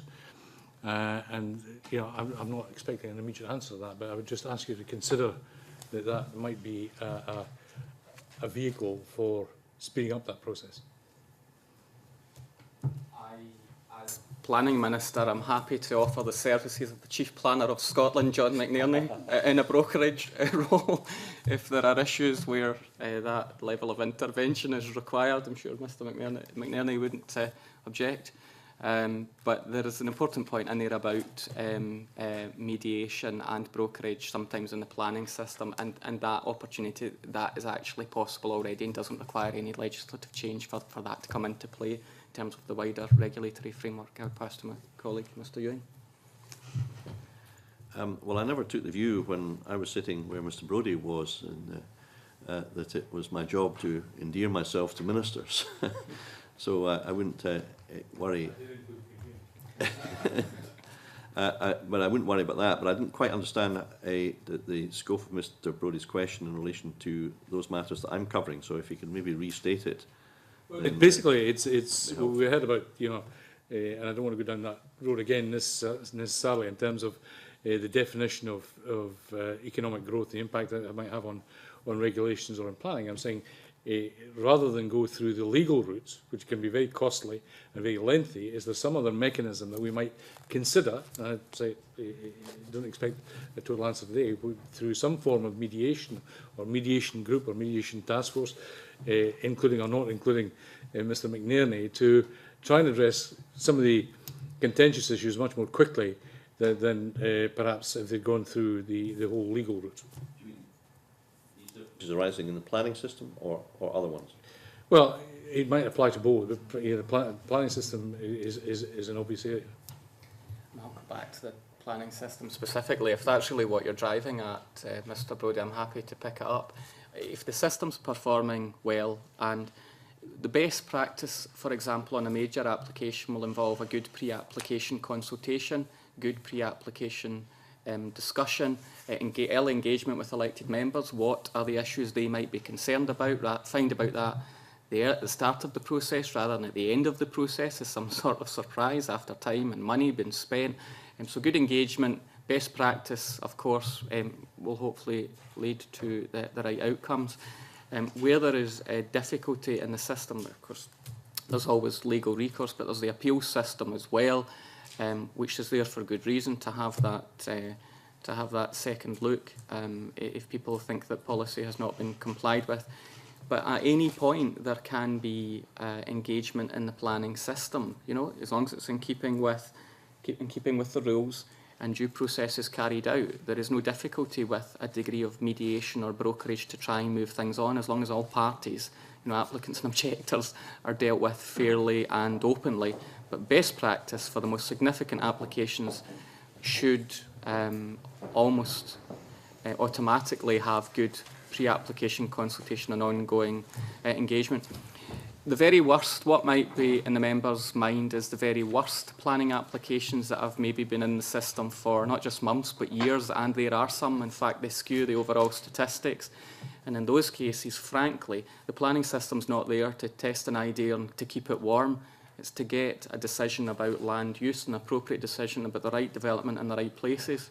And for that reason, there are some cases, what we would describe as legacy cases in the system, that should be determined or withdrawn and not clog up the system. And there might be brokerage to try and arrive at, well, should it be determined or should it be withdrawn? But it shouldn't stay in the system, causing even further difficulties for both the applicant and the planning authority and potentially objectors. So there are various processes underway to support with that.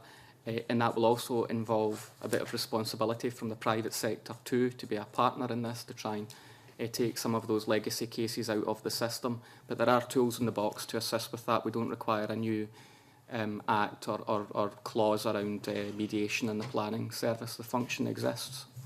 Thank you. Okay, well, with impeccable timing, that brings us to the end of our session. So can I thank you, both ministers, for coming along and for your officials for attending. If there are some areas that we want to follow up on, are you happy for us to write to you after the meeting and seek written confirmation? We will do that. Right, thank you very much, and we will now suspend until 11 o'clock.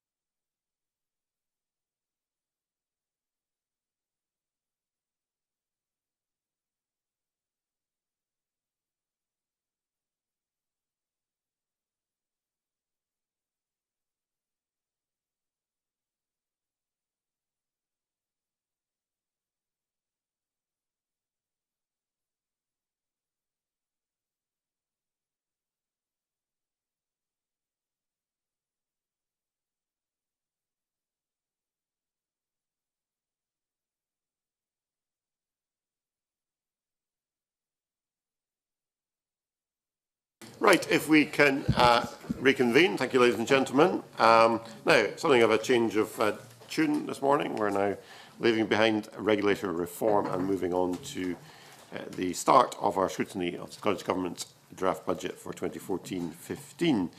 And can I formally welcome to the committee Peter Wood, who's our budget advisor.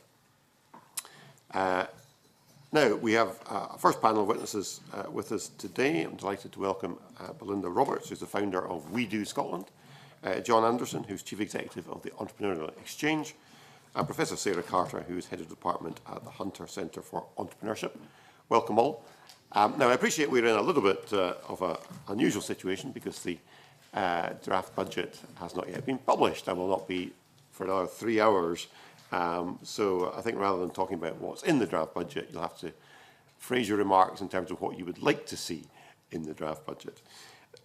Before we get into questions, I wonder if you might, I mean, we've all got your written evidence, which is very helpful. Very briefly, would you each like to say something about what your hopes and expectations are for the budget? Maybe start with Professor Carter. Thank you very much indeed, and good morning, ladies and gentlemen. I'm here actually representing the Enterprise Research Centre, which is a collaborative partnership between Warwick, Aston, Imperial College and Strathclyde Business Schools. It's funded by the ESRC, the Technology Strategy Board, the Department of Business Innovation and Skills and the British Bankers Association to provide an evidence base for enterprise research and policy. And what I'd like to draw your attention to is written at perhaps more length in my written evidence, but essentially comprises 5 points. The first is about growth and the focus on growth-oriented SMEs in the economy and how important they are to the economy. In actual fact, even since the decline, the economic decline in 2008, the SME sector has retained a great many jobs and is now, and in actual fact, the number of jobs in the economy supported by SMEs has actually tripled since 1998. So as a sustained source of job creation, SMEs, and particularly growth-oriented SMEs, remain highly important to the Scottish economy. The second point is the importance of localism.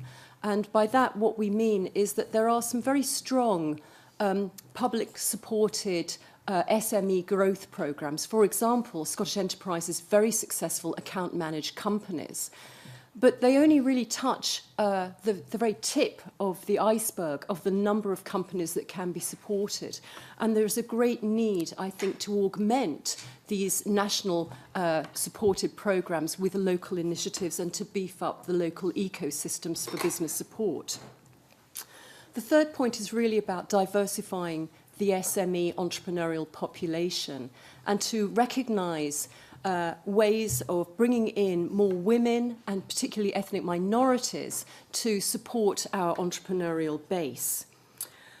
These populations face specific access to finance issues, and this is my fourth point that I'd like to turn your attention to, that these populations, women and ethnic minorities, are typically more likely to be discouraged borrowers, but discouragement from borrowing from banks has actually increased significantly over the last few years. And my final point is really about the importance of skills and leadership. There is a very strong link between a leader's growth ambition and their ability of the company to actually grow. Of course, small firms face significant resource constraints when it comes to investing in management. So that's another area that I would like to see some attention paid to. Thank you. Thank you very much. Mr. Anderson. Thank you. Good morning, everyone. You'll have gathered from the written evidence that was submitted was the absolute focus on growth. The Entrepreneurial Exchange was established as part of the birth-rate strategy in the mid-90s. Specifically to help people who wanted to grow businesses. I will come back to on questioning, no doubt. And sharing the generic growing pains. It's a peer learning organisation. So all our evidence is based on the work that we've been doing as an organisation since 1995, my own personal and professional experience of working with growth companies, investing in growth companies, sitting on boards. It is a small proportion of any economy. It's not just a small proportion of the Scottish economy. We do need to get the number up. We need to raise levels of aspiration. I'm very happy to provide some more discussion around that going forward this morning. Good morning, everyone. I am the founder of We Do Scotland. We represent 150 SMEs, most of whom are based in and around Edinburgh, but all of whom are Scottish. So the information that I had in my written evidence was obviously based upon conversations that I have had with them and my own experience. There are, I will say, I'm completely with Sarah and John in terms of the comments that they've made already. Key points that I would like to make and I would like to discuss further would be more clarity from the public sector about the available sources of funding which are actually there. I don't think that that is communicated clearly to the SME community. I would also love to see a small business advisor appointed at government level who would be able to support and assist and, almost more importantly, engage with the SME community in Scotland. If there was more in-depth analysis of SMEs and what's actually happening out there, I think that would be of huge benefit when we're looking at things like setting budgets, etc. I also sit on the board for Young Enterprise Scotland, so putting that hat on for a second, the modern apprenticeship scheme, which in itself is extremely positive, I think we need to really look at what areas we're offering those modern apprenticeships in, and are they actually going to be providing the right skill sets which are required by SMEs. And my final point would be more visibility and opportunities for SMEs to bid for and be successful in public sector contracts, because from 2011 to 2012, only 14% of those contracts were actually given to SMEs. So it is an improvement, but it was only, I think it was a 0.5% improvement on the year before. Thank you. Thank you very much. Thank you all for your introductory statements. I'm going to ask members to come in with questions. I would just remind members this is a session on the Scottish Government's budget, and you've raised a whole range of issues, some of which are very relevant to the budget, some of which are less relevant. So we can try and stick as we can, if we can, on issues directly relevant to the Scottish Government's budget. That would be very helpful. Now, there's 3 of you on the panel. I imagine you'll all want to answer every question, but if we're going to do that and get through any number of questions, we'll need to keep things fairly tight, both in terms of questions and answers. So if you could bear that in mind, that would be very helpful. Maybe I could just start off just to warm things up. John Swinney's publishing his budget in 3 hours. What, in your view, would be a good budget, and what would be a disappointing budget? What do you want to see in it? Professor Carter. Well, I think it's evident from what I've said in my opening statement that what I'd like to see is greater support for the SME sector, and particularly parts of the SME sector that perhaps have been overlooked. I think Belinda raised an excellent point about procurement, and anything that we can instigate through the budgetary measures to promote procurement would support the SMEs. I think another clear issue has got to be access to finance for SMEs. And finally, I'd like to see greater support given to local and national business support initiatives to support the SME community. Just keeping it really focused, building on Sarah's point about local. So on Monday we had the report from the external review of the Scottish Enterprise Account Management process. Extremely, I've seen the changes over the years, so it's a hell of a lot better than it used to be. There's definitely a disconnect between Business Gateway still and Scottish Enterprise. So some area of focus around taking the new shape of Business Gateway and improving on it. Some councils have taken the Business Gateway service in-house, others are still subcontracting under new contract arrangements. For me, and it's throughout my report, growth is about choice. And we've got limited resources, we need to focus those resources on people who can turn, in the case of the £1 invested in a growth account managed process, adding £5.20, whatever it was, 5 to 1 return. So we need to do that.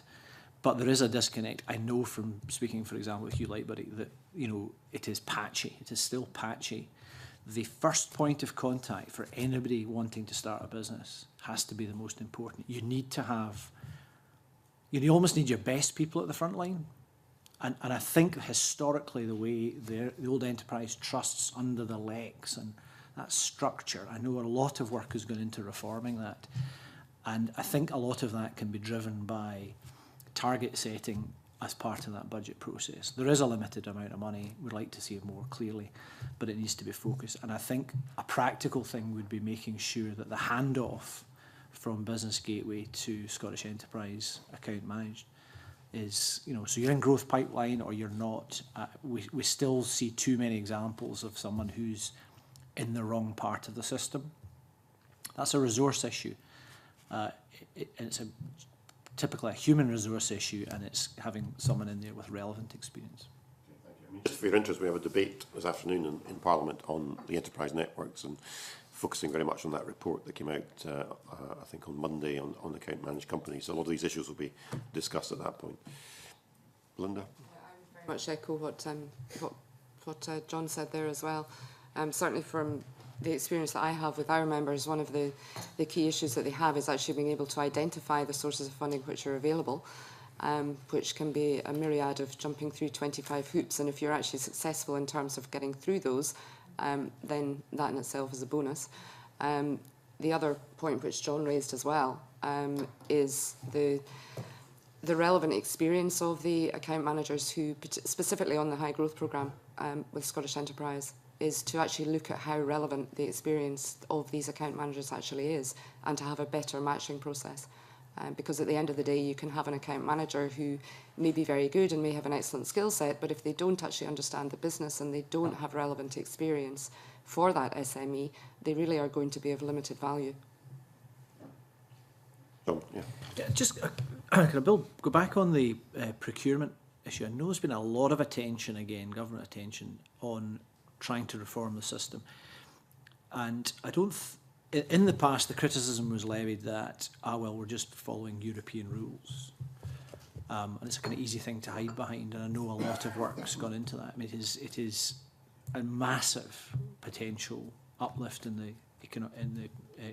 for Scottish-based businesses if the culture changes. And quite often, having been through I used to sit on the Scottish Enterprise Tayside board at the point the Lex were being changed and quite comfortable that they were disbanded, to be honest. But the issue around behaviours, where the metrics were all wrong in the first place, you're never going to get people to change their behaviour. So one of the things that, you know, I'm sure there'll be, I know from top down, there's a, you know, we must do more, we need to open up procurement sensibly because it's public money, but we need to open it up to the SME base in Scotland. And then it filters down to a level where someone is saying, well, actually, I don't get remunerated or my performance isn't measured in that way. So it's something that I know there's you're on a journey, but again, with limited resource, it's the only way to get the best out of it. We have a procurement bill coming to Parliament this session, which is intended to build on this principle of community benefit and using that as a mechanism to try and award more local contracts. We're looking forward to seeing that. Can I, just before I bring in Hansala Malik, I want to just pick up on something you said, John, about the disconnect between Scottish Enterprise and Business Gateway. There's a meeting today between Scotland's 7 cities who are agreeing a joint prospectus to put to the Scottish Government about them taking on more of the role of Scottish Enterprise. Have you got any view on that? Would that be a positive move or not? Having been involved in the discussions when the minority government came in of, well, we'll just get rid of Scottish Enterprise full stop and use the money elsewhere because it's a pretty big part of the budget. And by the end of the discussion with Mr Mather and his mind mapping, we concluded, because there was support, the people in the room were either like board members, executives, chief execs, council chief execs, economic development. Do you know what? Actually, people work really well together. So simply changing things for the sake of changing things is probably not going to work.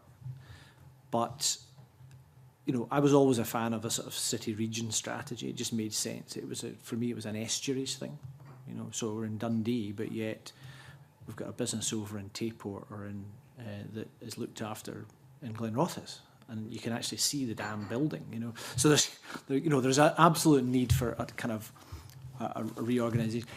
I would be very, given the strength of the report saying on the account managed process, and from personal experience sitting on boards around the country, it's very rare now that you come across a poor account manager who doesn't have relevant experience.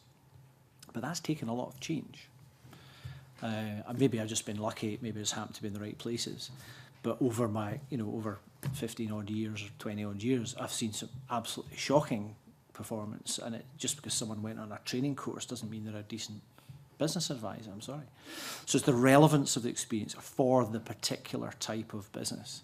I see that most clearly in what was PSYBT, now Prince's Trust Youth Business Scotland, where fabulous volunteer base, but for the growth businesses that were getting funded through the Growth Fund, you needed a different type of experience. So long as that principle of relevance of experience is applied to whatever community of businesses, I really don't care what the setup looks like, but it's absolutely about getting the right person. And I think all three of us have said exactly the same in our evidence as well. Okay, right, I'll bring in Gonzalo Malik. Welcome to the committee. Sarah, I wanted to ask you, you said something very interesting in terms of small and medium-sized companies, and in particular in minority communities, and how the funding is not available to them.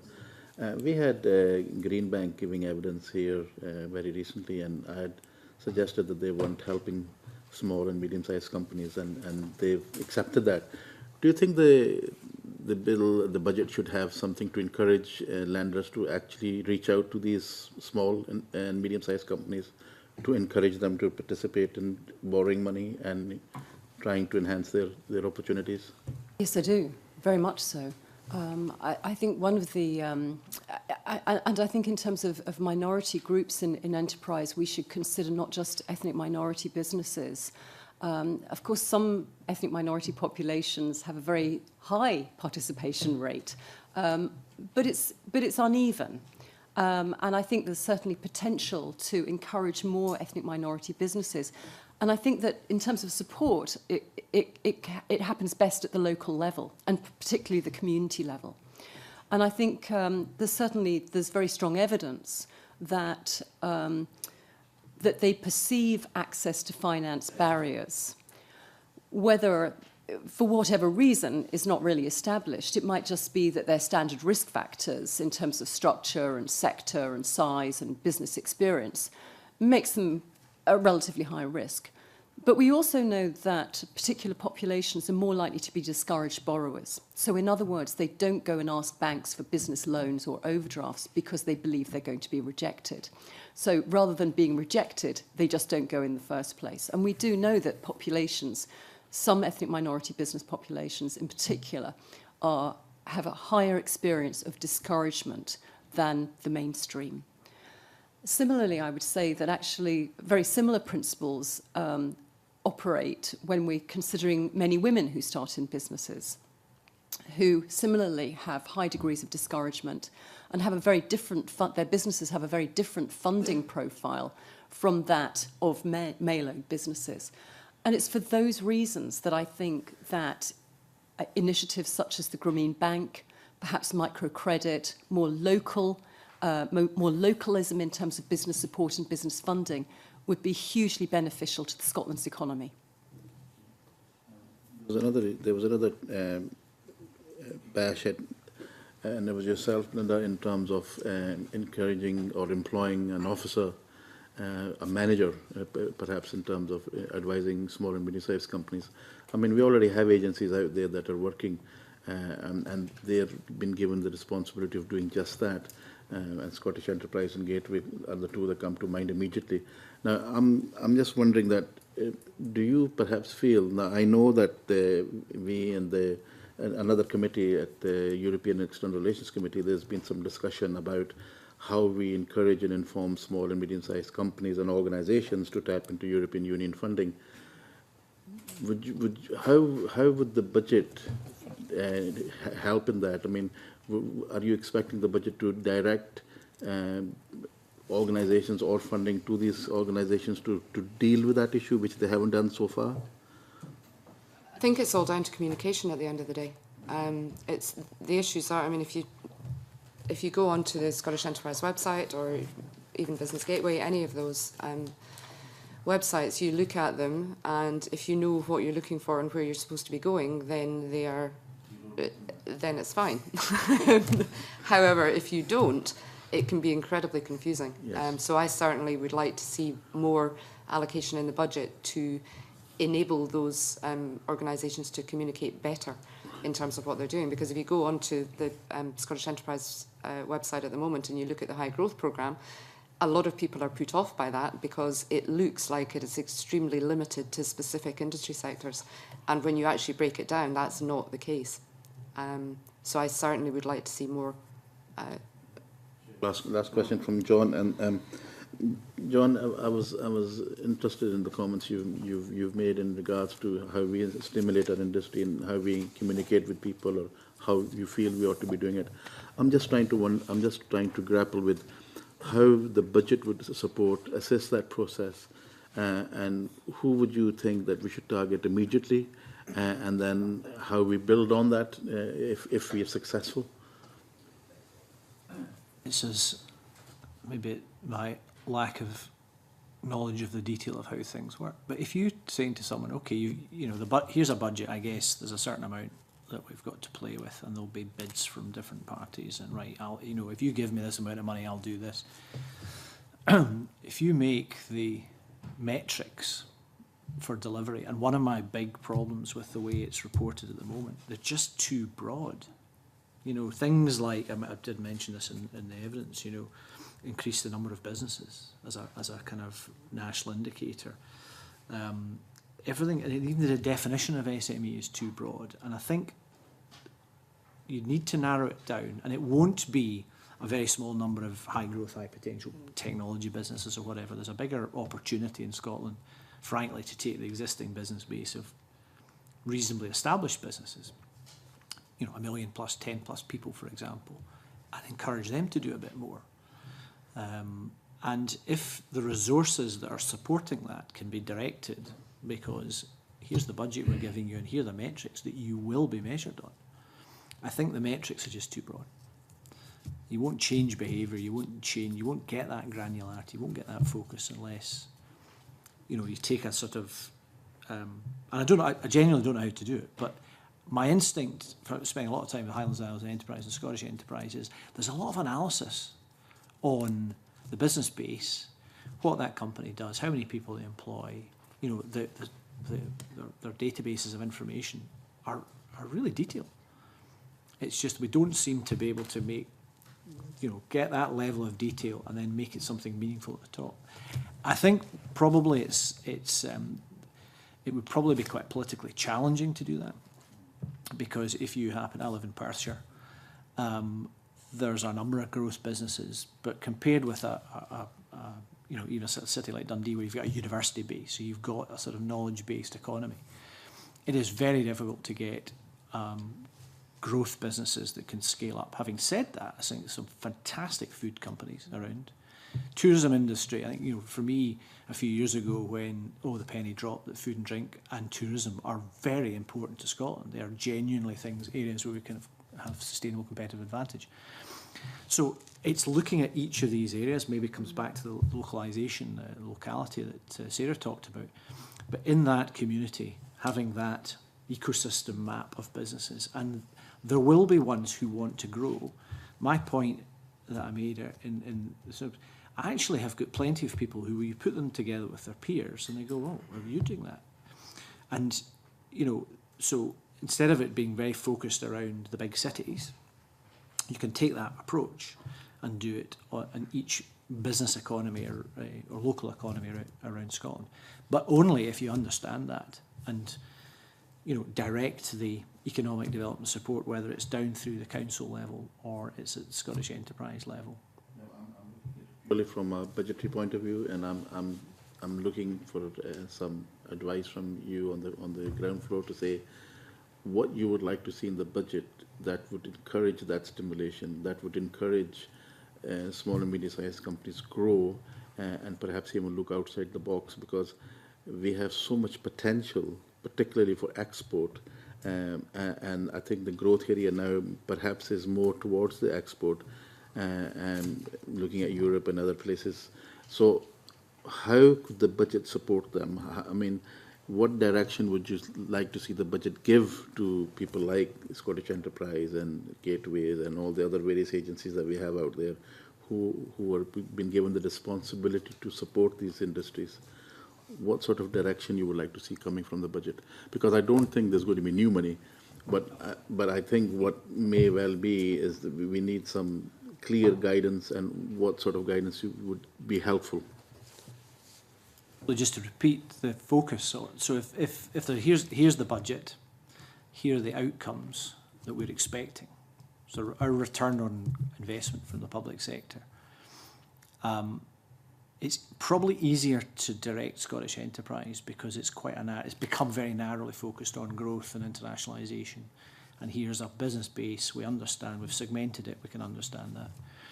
The disconnect is between the more local business, which is more likely to not have the growth, the same scale of growth, the same rate of growth. There are a huge, and we have to be really honest, there's an awful lot of businesses in Scotland that don't want to grow. I mean, I think that's the bit, it's almost my overarching bit about be honest about this business base, 307,770, depending which day you count it. But the majority of these businesses are one-person organisations. It's a relatively small business base that we're actually playing with.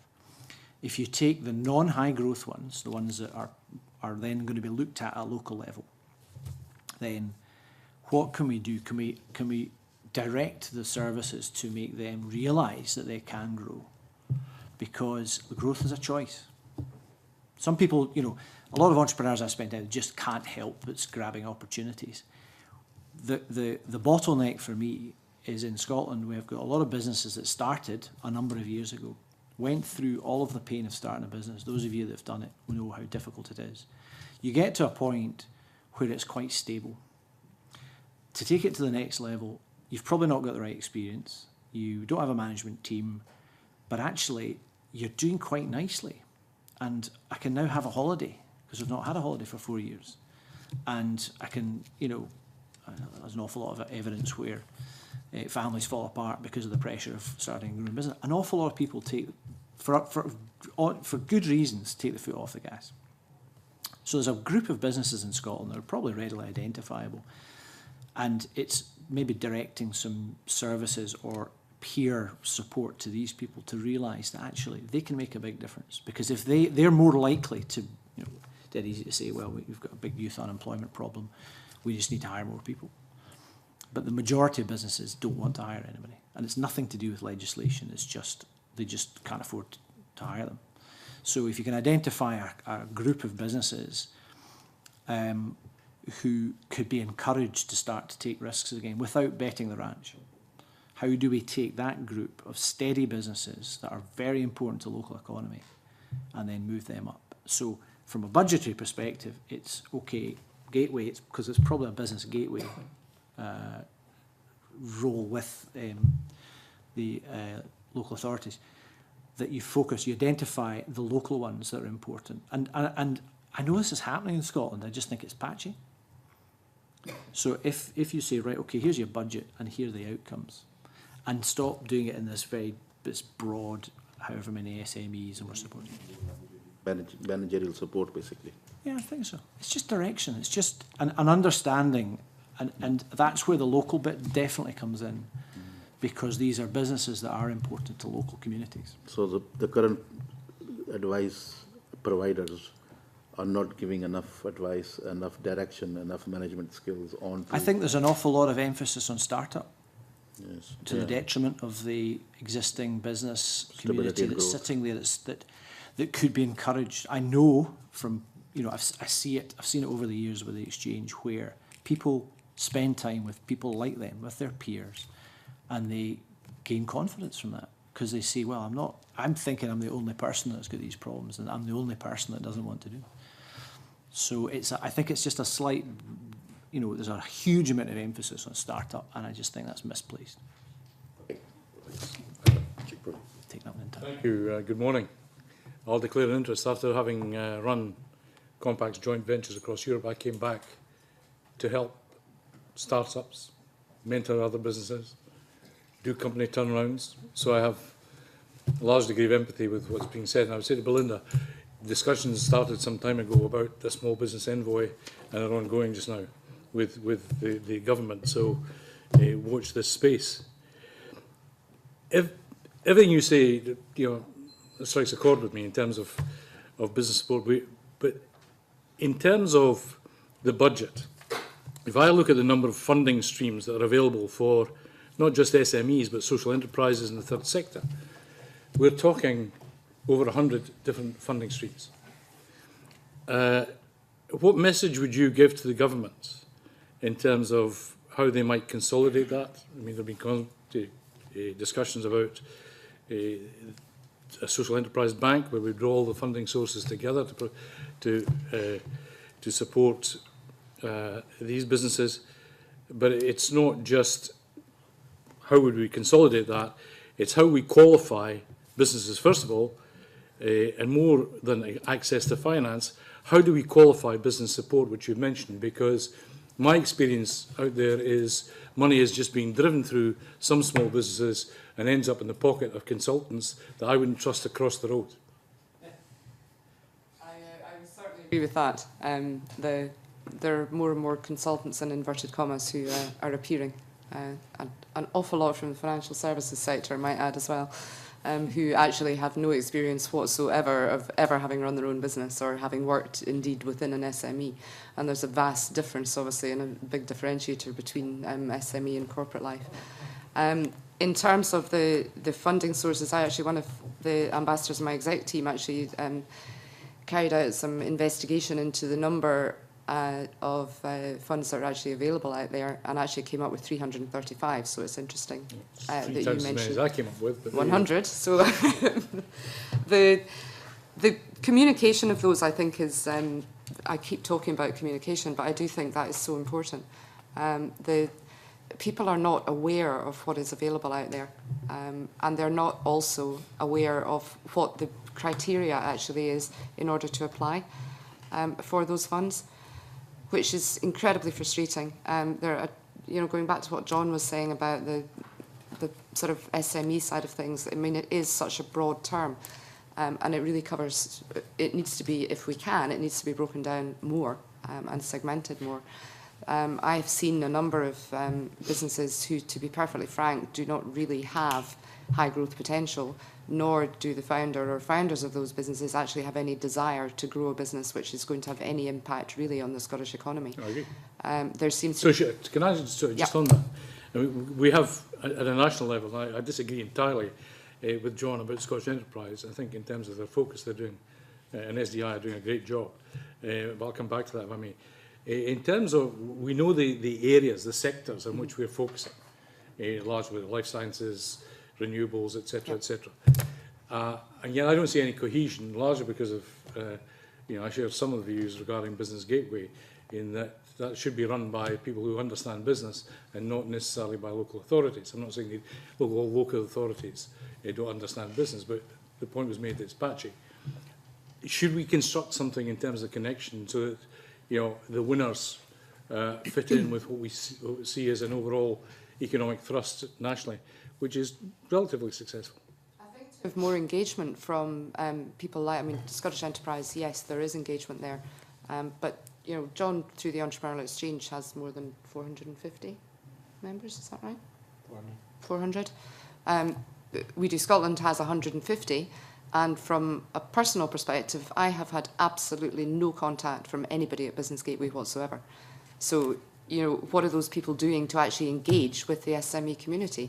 From what I can see, nothing. May I also have something to say here? I mean, one of the things I think we have to be quite clear about is the concept of the SME community is so broad, as John has indicated already, that I think we're in danger of talking about cross purposes. I think what's important is, first of all, what we achieve from encouraging startups is immensely important. And in actual fact, those very small single person or family businesses that aren't going to grow are actually a really important part of the Scottish economy. And we do need to encourage greater diversity and more people constantly into the business community, into our business base. That is actually quite a different issue to supporting the high growth potential businesses. And I think that the two are completely different, and it's actually probably helpful to actually consider them. Sorry to interrupt, but with all due respect, you know, the high growth businesses have to start somewhere. Yes. The question is whether we secure public sector investment through the budget to the potential winners, Yep. or whether we, you know, allow public sector investment to be spread across the ones or the twos. Yes. What I'm looking for is some structure that will ensure that Scotland's a winner, Yeah. notwithstanding the constraint that we already have in terms of where our budget currently comes from. I'm not denigrating yes. small businesses. So Yes. how do we achieve the pipeline Yes. and maintain the survival rate, not just the birth rate? Yes. Oh, well, I agree. I mean, but in order to get the pipeline of growth businesses, you have to have a strong business base of startups in the first place. So that's where they come from. I would agree with you. Okay. John? Fascinating. We'll have another discussion another day. I don't think the committee is the right place for this, but I'm absolutely with you. One of the things that excites me is you take a business and you've come out of corporate, you've got the toolkit to deal with scaled businesses. The people that I see really driving, you know, Colin Robertson and Alexander Dennis is probably a good example. Bob Keeler at PSN now running Wood Group. You know, bunch of people we've met through the exchange who have got a great toolkit. They've had the confidence to come out of corporate and take a business and do something with that. That's the big opportunity. How you direct a budget to do that is I don't know. If you really understood the sort of level of reasonable sized businesses that aren't growing because they probably choose not to grow. There'll be businesses that we've seen over the years are propped up, which shouldn't be there anymore. They've just not changed. A natural churn in a business population is entirely appropriate. There are, however, I know it because I see it around the place, you know, great local businesses who don't know how to grow. If you put them in a room with people, they say, "Oh, yeah, I want to do something," but they don't have the skill set because they've not got that toolkit. So some of the very successful startups that are coming out of Strathclyde, for example, we go out to the alumni base of people who've got great corporate experience, come out of the business school 20 odd years ago, and put them in as the lead. So they're, you know, matching corporate experience, real commercial experience with technology. There are these mechanisms that are already out there. If you could identify on a local basis, and I do think it is a role for Gateway in this. My issue is probably share your own view, check that there are people there who don't have that relevance. It comes back to my point I made earlier. That first point of contact has to be someone who goes, I see potential here. My role is a signposter. That's what an account manager, whether you call them an account manager, high growth startup program or whatever, the person that is going to look after that individual. And if that individual just wants to have a locally based business and not hire, not grow, not to do all that stuff, and that's absolutely fine. But they're looked after by a different, taking that PSYBT model of you've got different groups of advisors or supporters, if you like. And that has to be not subcontracted to all these consultants, which was one of the points that Belinda was making. You know, that all these sources of finance, this is 46 pages of sources of finance that the Scotland office, I referred to Scottish Business Base group is looking at, and it's, you know, basically saying, look, most of the levers are devolved to this Parliament, this government. What is it that the UK government could be doing? Because there are plans, and it is a staggering number of sorts of, you know, funding sources, programs, initiatives, prizes, grants, all have to be managed by someone. Okay, just on that, if I may, just one last question. That's very interesting. I think I've probably got the same 46 pages. The COSME project in Europe is going to run through 2020 for small businesses in terms of loans, but effectively they turn out to be, at least in the last programme, turned out to be guarantees. It's 2.3 billion euros.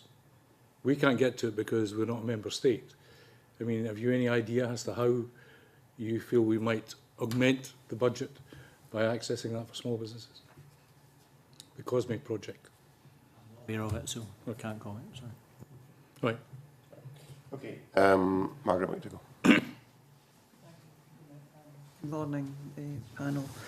Much of what I was going to ask has already been covered, but I mean, I think it's coming across clearly that the budget wish list for you, if you like, would be better communication about the help that's out there that acts, and also access to finance. This support should not just be seen as being financial. It should be, you know, management advice, or have a, you know, an advisor based in the government who would, you know, pass that role on.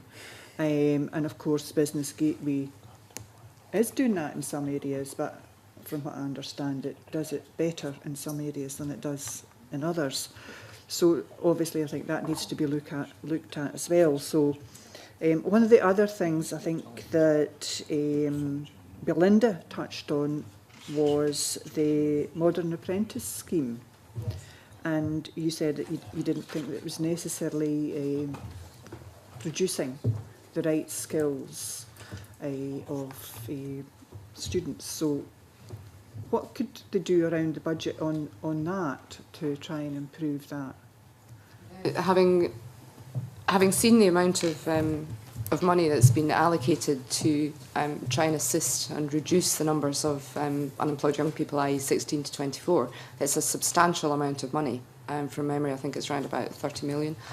I have to say was slightly surprised to see that some of the allocation of that budget had been allocated to councils to deal with the unemployment situation. I have no idea how successful that has been. From the figures that I have seen, it really has not worked in any way whatsoever. The modern apprenticeship side of things is in itself, as I said earlier, I think it's a very positive programme, and I think it's great, but it's not actually addressing the needs of SMEs out there. So, for example, things like social media, which is not going anywhere, it's not going away, it's becoming more and more of an important factor to SMEs. And so I think things like modern apprenticeship should actually be looking at the core skills that are required by SMEs in order for them to actually grow and achieve their growth potential. And as John quite rightly said, not every business founder and business owner wants to grow their business. And that's absolutely fine, there's no issue with that whatsoever. But the modern apprenticeships and schemes like that do need to be addressing the core skills which people actually need in order to achieve the potential of their businesses. So do you find that you've been approached regarding the modern apprentice scheme to see if you could offer any places? Or? Interestingly enough, I have had absolutely nothing like that whatsoever, which again goes down to lack of engagement with the SME community, which is across the board regardless of what you're looking at. I think I might understand why. When you look at We Do Scotland, the Exchange, and whatever hat Sarah's going to wear today, I'm part of a stakeholder update that comes from Scottish Enterprise, but only because I pointed out that this 400 or so members of the Exchange are an unusual bunch. They're all ambitious, they're making some mistakes, some growing very quickly. And I was told that, well, of course, you know, the larger businesses will be members of CBI, and the smaller ones will be members of the Federation of Small Business, or a local chamber, for example. And that's absolutely not the case.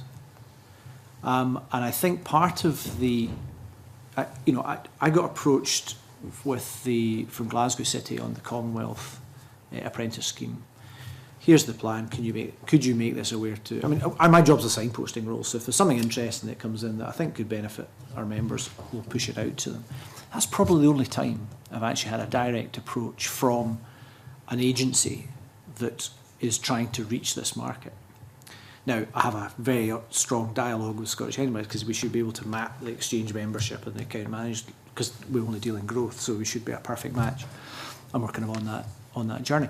But, you know, if you don't know about it, you know, we're all busy.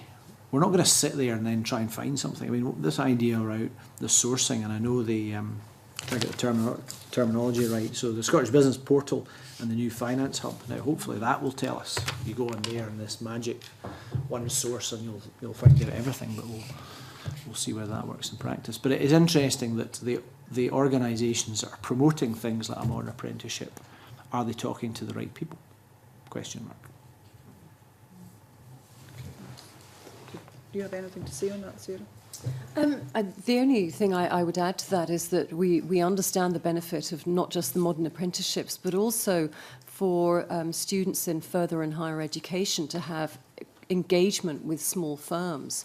And the purpose is not just to help the small firm and growing firm in terms of, you know, undertaking projects and adding more capacity into the business, but it's also about engaging young people in what it's like to run a business, and it's almost a training ground for the new entrepreneurs of the future. So I think that any kind of learning that takes place in SMEs, whether it's through the modern apprenticeship scheme or through further and higher education students actually engaging through placements and projects in local companies, I think that will also help to strengthen the pipeline for the future. If I could just add one thing to that as well.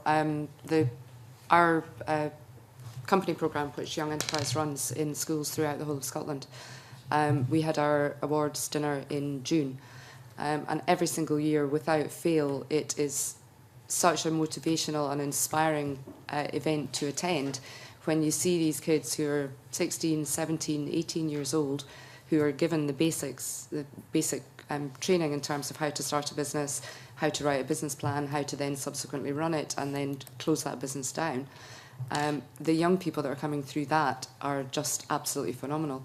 And again, there isn't enough communication from the people that should be talking to organisations like Young Enterprise Scotland, and we are a charity, so we have limited funding available to actually be going out there and doing the engagement. So I think it's, certainly from all of our perspectives, I think it would be fair to say that we are more than happy to engage with anybody. But, you know, we have limited resources, we have limited time, so it would be nice to see a little bit more of that coming back from the other side. Just on the communication, what do you suggest that could be done, or what the government could be doing to better communicate what's available to SMEs, you know, in the way of support and access to financing? I think the use of role models and case studies is I've been doing role models since the mid-90s. That's the way to do it, so that you get an example. So someone and it will be, at the moment, notwithstanding the move towards social media, you know, the power of the local press in Scotland is immense. So if you got an example of a local business in the Perthshire Advertiser, you know, and the Perthshire Chamber have their Star Awards, and there's a reasonable amount of activity around it. So if you were trying to promote a particular programme of growth, you would illustrate that locally with an example of someone who the other local businesses know, they recognise them. So that it's a peer group learning. I do peer group learning, obviously, but a slightly different way of doing it. Rather than the sort of outbound, here's a source, a launch of a new initiative, which typically has been over the last umpteen years. But actually illustrate that with a real local business and build up the base of these, so you've got role models for different sizes, sector, gender, whatever it might be. So the use of role models and case studies it's a very cost-effective way of doing it as well. Okay, and social media as well, of course. Yeah, it'll come. I'm too old for that stuff. Okay, thank you. Okay, Mark McDonald want to come in on this? Yeah, just a brief supplementary on what Mark McDonald was. I know I've got my name down, but I'm not seeking to queue jump.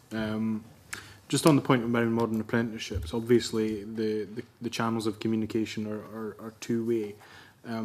do you have any indication from the companies that you're representing of how many of them would either be willing or interested in taking on a modern apprentice, which obviously would be data that could be fed to the Scottish Government to give them an indication of the appetite that exists within the organisations that you represent or deal with on a regular basis?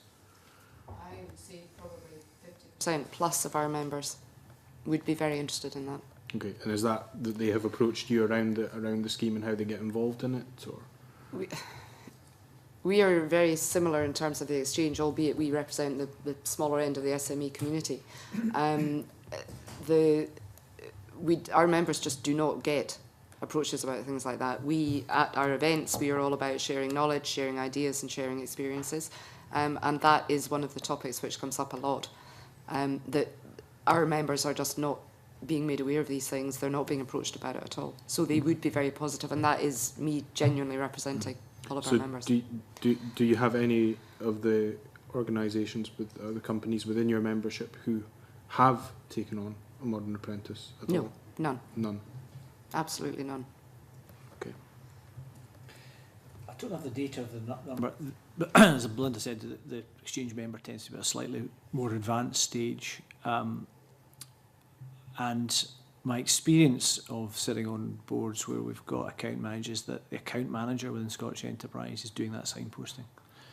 And you know, that is the big change, and I think it came through in the report, and I guess it will be debated this afternoon. But the change over the last five years probably, to instead of this, here's a product that I think you're going to want, you know, to what are you trying to achieve here, and I will be the signposter within public sector support, economic development support, and finding the right things. And it may be that a modern apprenticeship is the right solution to that. It may be something else.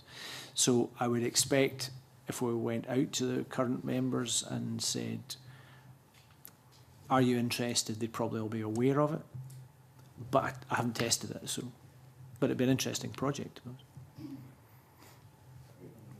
I don't know if Professor Carter has anything to add on that. Well, with regard to budget, I'm not about, this isn't about modern apprenticeships, but of course, you know, I'm significantly involved in undergraduates and graduate populations. And one of the great, most pleasing things that I've seen over the last couple of years has been the sort of reinstatement of the graduate placement programme for SMEs, whereby we do much of the training to support those graduates going into SMEs in the Highlands and Islands and in Scottish enterprise areas. And this has been a very important development, not just for the graduates, but also for the business in terms of the capabilities that these graduates can bring to the business. So to see that reinstated was really important and very significant, and certainly something I would like to see continued. I've got 4 members who want to come in. I'm conscious of the time, so if we can try and tighten up a little on questions and answers, that would be very helpful. And obviously, you know, we can retain our focus on the budget as well. That would be very useful. Mike McKenzie. Thank you, Convener. Thinking about the context of this budget, Scottish Government budget falling, you know, I think it's highly unlikely that we're going to see Scottish enterprise or the enterprise agencies' budgets doubled or quadrupled, much as they're doing good work. And it seems to me, therefore, that if we're going to improve matters, then we need to think about doing things differently. And it seems to me also there may well be scope for that in terms of those agencies or government itself acting as a catalyst. And the single biggest problem that I get in my inbox from businesses, particularly small businesses, is availability of finance. Not necessarily from government, just from the traditional high street banks that are really just not interested in talking to them. And I'm not talking about startups. I'm talking about long in the tooth businesses that have survived the recession, that want to move ahead. And, you know, it's not that they're looking at business plans and analysing them and finding them wanting. They're just not even talking to them. They can't get in the door anymore. But we're led to believe that big business is cash rich and that they're not spending that money because of lack of demand. and savers are getting 0.5%, if you're lucky. There seems to me to be a disconnect there somewhere. Can we get a pipeline between cash resources that are still about and the people that want to use it? And can government act as a catalyst, or the enterprise agencies act as a catalyst? Because it seems to me that we need to introduce something that's a bit of a game changer and think out of the box. I'd be interested in hearing any ideas that you have about that along those lines. Professor Carter, you were nodding. Well, only in agreement. I wish I did have some great ideas about this, but you know, I mean, it seems that, you know, the organisations with the most cash are actually called banks. And they're not doing their job properly at the moment in terms of, you know, funding and supporting these long-established, you know, businesses with a good track record. And I completely sympathise with that disconnect that you've identified. And possibly sort of thinking off the top of my head, I think the need for more partnering and more partnership working, I think, would be important. But perhaps there's also a kind of a possibility of a quite a radical innovation, which might be about guaranteeing sources of funding and guaranteeing loans. And we've tried this very successfully in the past through the loan guarantee scheme. And perhaps we need to introduce a kind of a different version of it for these cash-strapped businesses. One of the things that we suffer from today is the Enterprise Finance Guarantee Scheme, which killed off what was an outstandingly good small business loan guarantee scheme. And it was politically motivated. We do understand that. The nice sound bites at the time, the banks weren't ready. We know all of that detail. The problem that seems not to have grabbed anyone's attention is the guarantee element. So the old small firm loan guarantee scheme, you couldn't put your matrimonial home up. You could not grant a security against your matrimonial home. But it is mandatory under EFG. Who thought that up? That is an absolute barrier. So, you know, so the political soundbite, okay, from London around we're here to help was not delivered, because you've got two things happening. You've got banks who've just got a right kicking for good reason in many cases, who are never going to take a risk again. And, we'll put this mechanism in place because we're seen to be helping. So I'm with Sarah, some form of guarantee scheme around, just, you know, can we do something in Scotland that is not throwing money away, it's not going back to, you know, easy lending to businesses that don't deserve it, but some kind of mechanism. I would support a piece of work around that just to see what it might look like. The other thing, going back to your point, Mike, was large corporate is sitting there on piles of cash. And there's a new organisation that I don't know enough about the detail, but Eureka, I think it's called. So these are guys have come out, the kind of Edinburgh fund management system, and they're got a product as far. I've only seen an overview of it, but it seems to be incentivising large corporate to pay its bills early, not when they're due, or rather when they normally take. You know, they'll, you know, you saw the beginning, and it's 5 years ago almost to the day, when Tesco, one of the companies I sat on, we were paid in 14 days, and that went to 75. Just, that's our change of terms. Take it or leave it. So incentivise the big guys to pay early, which helps put cash, which is the real vital thing, into so if they pay their suppliers early, supply chain benefits from that. Yes, it's a cost to Big Co, but there must be some kind of, I don't know what, there must be a business model around it, otherwise they wouldn't have launched this thing. Because we must find a mechanism for releasing the cash that's sitting there and just moving it into the supply chain. It's a very practical way of helping businesses.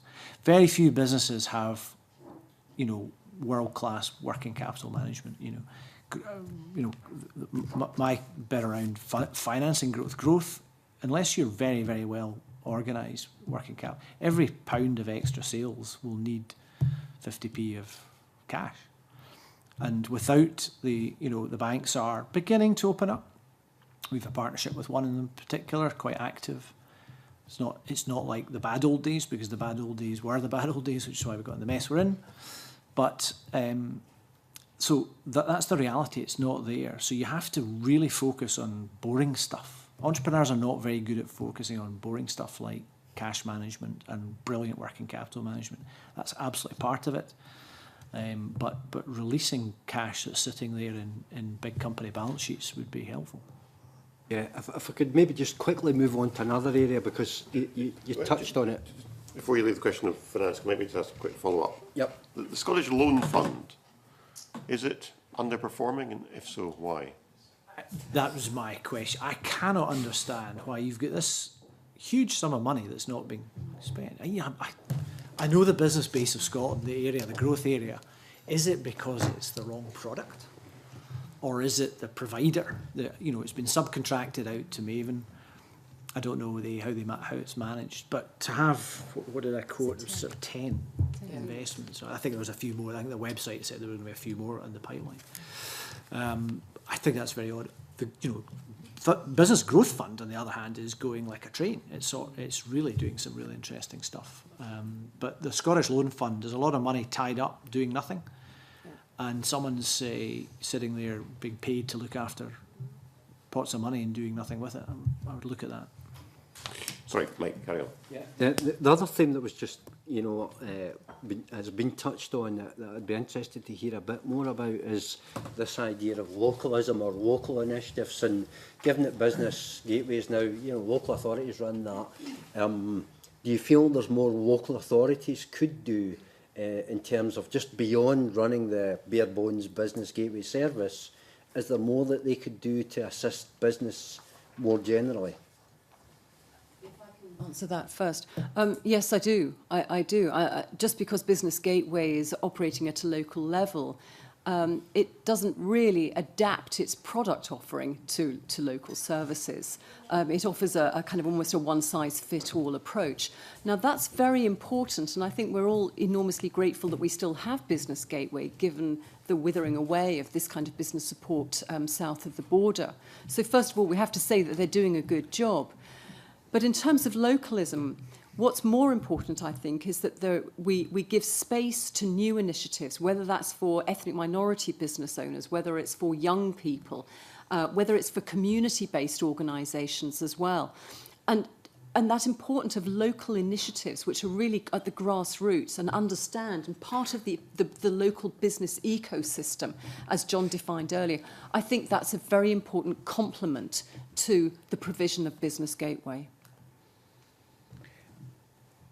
There were great examples of that. I mean, in Youth Business Scotland, certainly when Jeff was still there running the operations of what was PSYBT, each was 18 regions.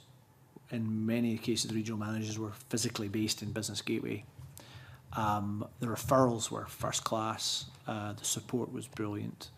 And each of the regions had its own ecosystem map, which I borrowed the concept of. I did an ecosystem map for entrepreneurship in Scotland, and this myriad of areas of support and funding and all this kind of stuff. It's a quite complex thing, which the government's working on with the Entrepreneurship Economic Innovation Framework.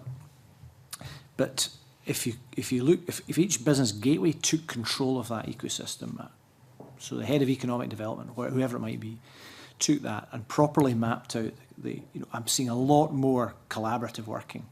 Just come off a board at Stirling University. It's partly owned, Innovation Park, it's partly owned by Stirling Council, partly owned by Stirling University. The partnership working is absolutely brilliant. And they're now saying, actually, this physical set of buildings, we've got a similar thing over at STEP, and we've got a similar thing over here. So it's a kind of coordinated approach instead of having lots of things just because they've always been there. There's a willingness, and that's driven by the chief executive in the main, the willingness to change structures and do things. And I would be pushing a bit harder on what more. And if they mapped out, there will be certain businesses in there which will quite rightly be looking to get the support of a Scottish Enterprise Growth Programme or internationalisation, but the majority probably won't. And if they, again, it's this there's limited resource, limited human resource. A number of programmes are already running, which maybe should be. Maybe should close down programmes that don't deliver anymore. Quite often an unpopular thing to do because it affects people's livelihoods. But It was sorry, can I just interject for 1 second? It was interesting from my perspective because we had an approach from Edinburgh Council 2 weeks ago to ask if we would be interested in sponsoring their Edinburgh Apps competition, which is for people to develop apps to improve their, as you probably are all aware, to improve life in Edinburgh. So I'm sure there'll be some very interesting submissions to that. However, that was a really positive thing from my perspective, and it's interesting that that came from the council, who obviously run Business Gateway, yet there's no contact from Business Gateway whatsoever. Okay, thank you. John McCall. Thank you very much, Convener. I wanted to return to a point that Professor Carter made earlier about women's participation. We had some very interesting written evidence from the Enterprise Research Centre, and I was very struck by the fact that if women's participation in business ownership in Scotland equalled that of men, there would be a 32% increase in Scotland's business rate, which is really quite staggering when you think about it. Now, it goes on to suggest reasons for that, and I know that Professor Carter has talked about women being discouraged borrowers. Is there evidence that banks are discriminating against women? And given that banks are publicly owned, what can we do about that? Thank you, Joan. I appreciate the question. It's really important that we draw attention to the role of women, who are essentially a missing element, to a very large degree, a missing element in Scotland's entrepreneurial population, and we are significantly underperforming in this regard relative to our international peers. I represent the Enterprise Research Centre and was responsible also for working with the Scottish Government, chairing some workshops, a couple of which were attended by John Swinney, in terms of how we encourage more women into enterprise in Scotland. I think the first step in that journey is to actually outline the economic case for women's participation in enterprise, and that's what I tried to do in this written evidence here, which is taken from the draft framework, which is currently out for consultation on women in enterprise, and I sincerely hope that we'll see some reference to this in this afternoon's budget. You asked a direct question about bank discrimination of women. There is no evidence that banks discriminate against women borrowers. Many people have looked and have failed to find it. What there is evidence of is, first of all, debt avoidance by women. When women start in business, they use about 1/3 of the starting capital used by men. And that's not just because they're operating in different sectors. We see that same bimodal profile of funding when we control for sector, for age, for location. So there is a significant effect in terms of access to finance for women. But we can't allocate it. We can't attribute this to bank discrimination. And it would be hard to actually think what would the bank get out of this. So no, it's not about bank discrimination, I don't believe. But I think there is a large degree of debt avoidance among women who are a poorer population. And so issues about risk and debt affect them at an earlier stage. I think there's an issue about role models and networks, as John alluded to earlier, and the lack of appropriate female role models of entrepreneurs and business owners in Scotland. And I think there's a training issue there about the importance of women, when they start in business, to finance their businesses appropriately at the outset. Because one of the key issues about this is that businesses that are undercapitalised at startup go on to underperform further down the line. So the finance piece is very important, and there is a very strong gender dimension.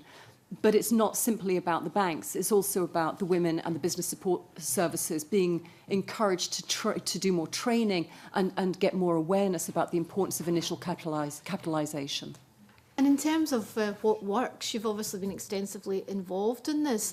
Are there schemes that we've tried in the past that work, that change that psychological barrier to women borrowing the capital that they really need to be successful? Absolutely. I mean, there is many women business owners dislike the idea of gender-specific business support, but there's certainly evidence to suggest that gender-specific business support, if it is available as part of this localism issue that we were talking about earlier, certainly works. In America, the Small Business Administration introduced business support agencies for women, and there's now one in every state in the US. They've been going for decades now. And in actual fact, they don't simply provide a service for women. About 20% of their customers are men, simply because they like the kind of support and encouragement that they get from these particular agencies. So, yes, we do know that the provision of a particular form of support is helpful for women. But I think most people would say that if the current business support that was available from the agencies was appropriate, if it was good support, that women would participate as well. But I think there is also evidence of a little bit more need for women, especially if our intention is to try to get the number of women entrepreneurs and women who are starting businesses higher in Scotland. Lastly, one of the aspects of an economic strategy that seemed to have worked is focusing on growth areas. I wondered, are there particular growth areas that women excel at that we should be focusing on? There are two. I think there are sort of two areas where we can see a great deal of optimism for getting more women involved in business ownership. And the first has to be around the liberal professions. We're seeing increasing numbers of women training in accountancy, law, medicine. And these professions, in some respects, quite naturally lead to professional practice. So I think we're seeing significant growth in women's participation in the liberal professions as in private practice. The second area, I would say, is simply the growth of personal services, where there does seem to be a very high representation of women-owned businesses. So I think there's cause for optimism, but only optimism if we look after it and we nurture it and we provide the support that's required. Great, thanks very much. Right, Alison Johnson. Thank you. We seem very content to give large regional sports assistant grants to companies like Amazon, but we don't seem to, given Professor Carter, your paper points out that the majority of jobs in the UK are created by small firms. It does seem that there's just not that recognition there, or the same sort of one-stop shop that's needed. We're hearing about a whole disparate collection of entities who can help if people only knew where to find them. So it just seems that we're missing a big opportunity here. And I also have concerns about whether or not, when a business comes to you, do we have the expertise to be able to ascertain immediately whether it is a high-growth business or whether it's not? You know, because those sort of, you know, more lowly businesses seem to be headed towards Business Gateway, and the others do seem to attract a great deal more support. So it's just about the focus generally on whether we're doing enough to help. I mean, I think Mr. Anderson, your paper said, let's just do away with the SME term because it seems quite meaningless. Perhaps let's just have a small business champion. Let's have a medium-sized business champion. And within that, let's have a champion for women. Let's look at procurement.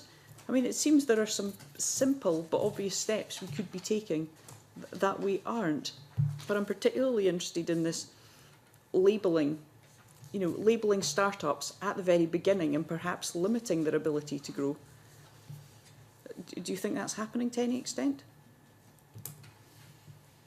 I would be surprised if it isn't still happening. I think it's a lot better. I made a comment earlier on that, you know, you really want to put your best people as the very first point of contact. People with experience to be able to ask the right questions, and then depending on understanding of the sector, the aspiration of the owner, etc., make that call as to where next, where to do the handoff. Certainly, the old structure of a local enterprise trust, and you went there if you had less than 25 employees, and we are going back a long time now.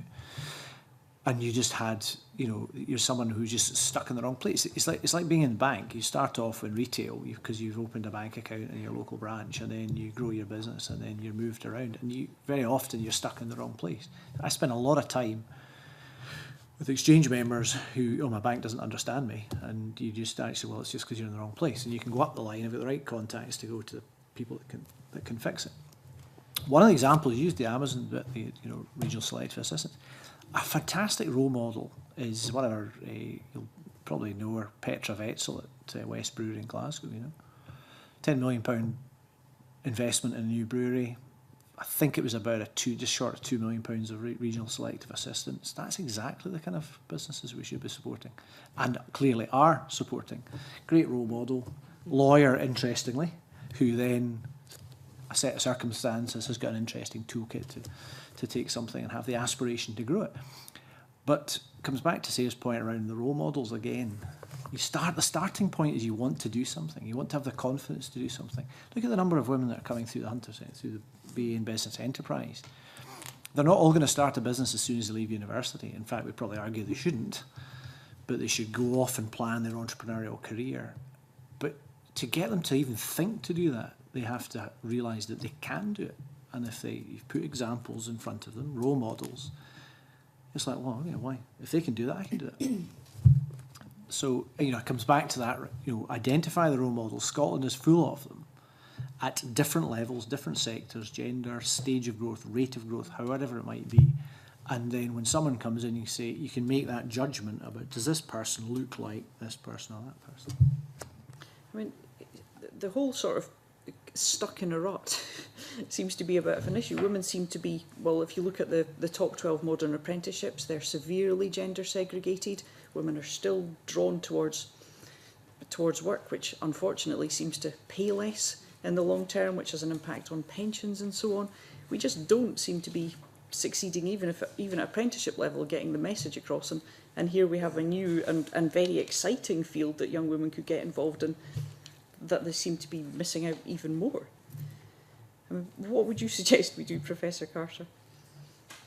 Well, I think it is a tough nut to crack, and Scotland is by no means the only country where this is a significant issue. We see the loss to the economy of women's lack of participation, not just in enterprise, we see it in science and technology and innovation as well. I think I think there is no kind of immediate sort of reply that I can give, but I do believe that sense of being included, being counted, also making sure that women are economically astute about the choices that they make, about their choice to work or not work. I still think that there is a very conservative tendency, I have to say in Scotland as well, which encourages women to underperform. And I think that is a problem.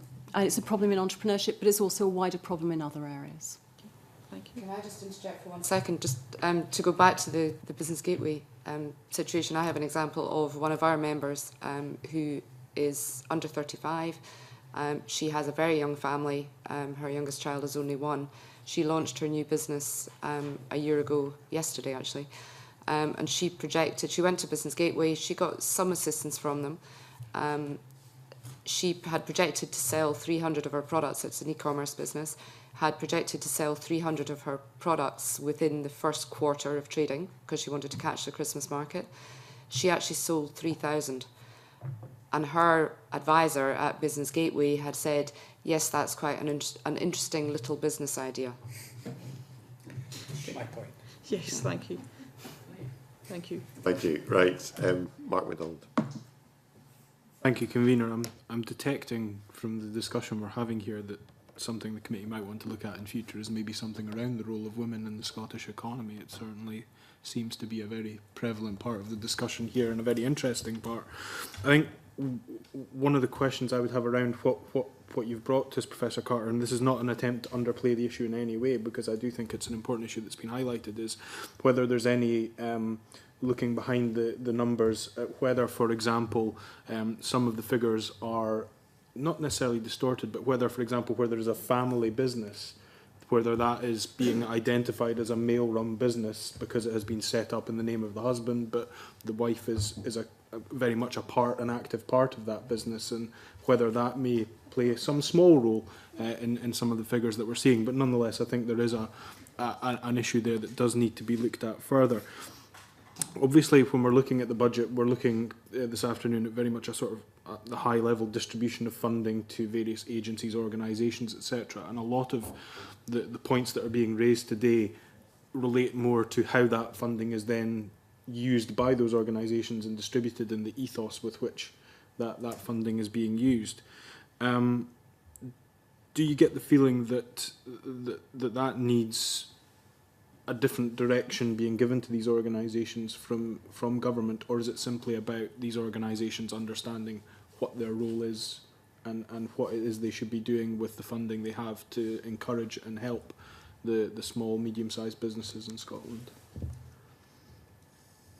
Probably, so probably to go back to the earlier comment that I think so there's limited funding. We're not going to get a doubling of a budget. So you just have to do more with less, as it were. And perhaps being more directive. I think the roles are already pretty well defined. I don't think that I'm not sensing an appetite out there to do a wholesale change, but just highlighting the opportunity, let's call it that, to maybe just take the emphasis slightly off startup and to focus on that local business base and target the local authorities and business gateway in that area to really come up with a plan to help that local economy. And I know, having sort of lived through a bit of the Stirling experience, that there is great detail, great analysis of the local business base, a great understanding of who wants to do something, and the involvement of local businesses in what would have been a LEC board in the past, but a sort of business panel type of thing. I know I have Pfeiffer working on that at the moment, one of my board members in the Exchange is part of that process, and they want to have a further dialogue. So the kind of willingness, if local government in particular wants to bring in outside help, advice, not paid for, but on a voluntary basis. We're working with a number of the Solus chief executives on a couple of projects. Nothing to do with entrepreneurship and business creation. It's just bringing a different mindset into, driven by a chief executive who wants to change the way their management team operates, given that they know that their overall budget is coming down and they have to do more and reorganise. So an openness to engage with different mindset. I don't know how you write that into a budget, of course, but it's powerful. Or do you want to add? Well, I was simply going to say a little bit of both, actually. I mean, I think this is partly about encouraging those existing providers to think carefully about how they encourage more people to participate and how they represent themselves and the service that they provide. But I also think it's a little bit about having to provide additional local community base, whether that community is for women or for particular social areas or whatever. I think it is that complementary mix of large scale and local. In terms of the points around expansion, growth, etc., and some of this ties into discussion that we've had around some of the legislation that's coming through. For example, you've spoken about the one-person organisations who probably don't want to grow or expand, but there will be some one-person organisations which do. For example, it could be as simple and straightforward as somebody who owns, for example, a burger van but wants to perhaps have more than one within the area that they're operating or in different areas. Do you think that there's a need to make it easier for some of these people to get their business to grow, not just in terms of the support they're given, but also in terms of the regulations that apply to businesses, particularly small businesses, to ensure that where they want to expand, not only is the support there from a cash injection point of view, but also in terms of the regulatory regime that exists around that business? Undoubtedly, I think that many businesses perceive vast barriers because of a lack of understanding and the complexity of the regulatory background, which a lot of it is which is about employment regulation. But I also say that the sort of procurement also just is baffling, utterly baffling to many small business owners. So I think a kind of a constant alertness to a regulatory reform would be helpful for many business owners, and a simplification too. Okay, and just one last question. Often we hear a lot of small, medium-sized businesses in Scotland being taken over as it were, and sometimes that is, as you identified, the aspiration of the person who has established the business, because they'd quite like to sell it on and then, you know, retire to the golf course and things like that. But what is there enough, perhaps, of not just those companies being taken over often by non-Indigenous companies, but also those companies that want to grow and be able to expand their business by, for example, taking over other businesses? Is there enough support for those kind of businesses taking place at the moment? So probably my area. Yeah, the whole thing around selling out.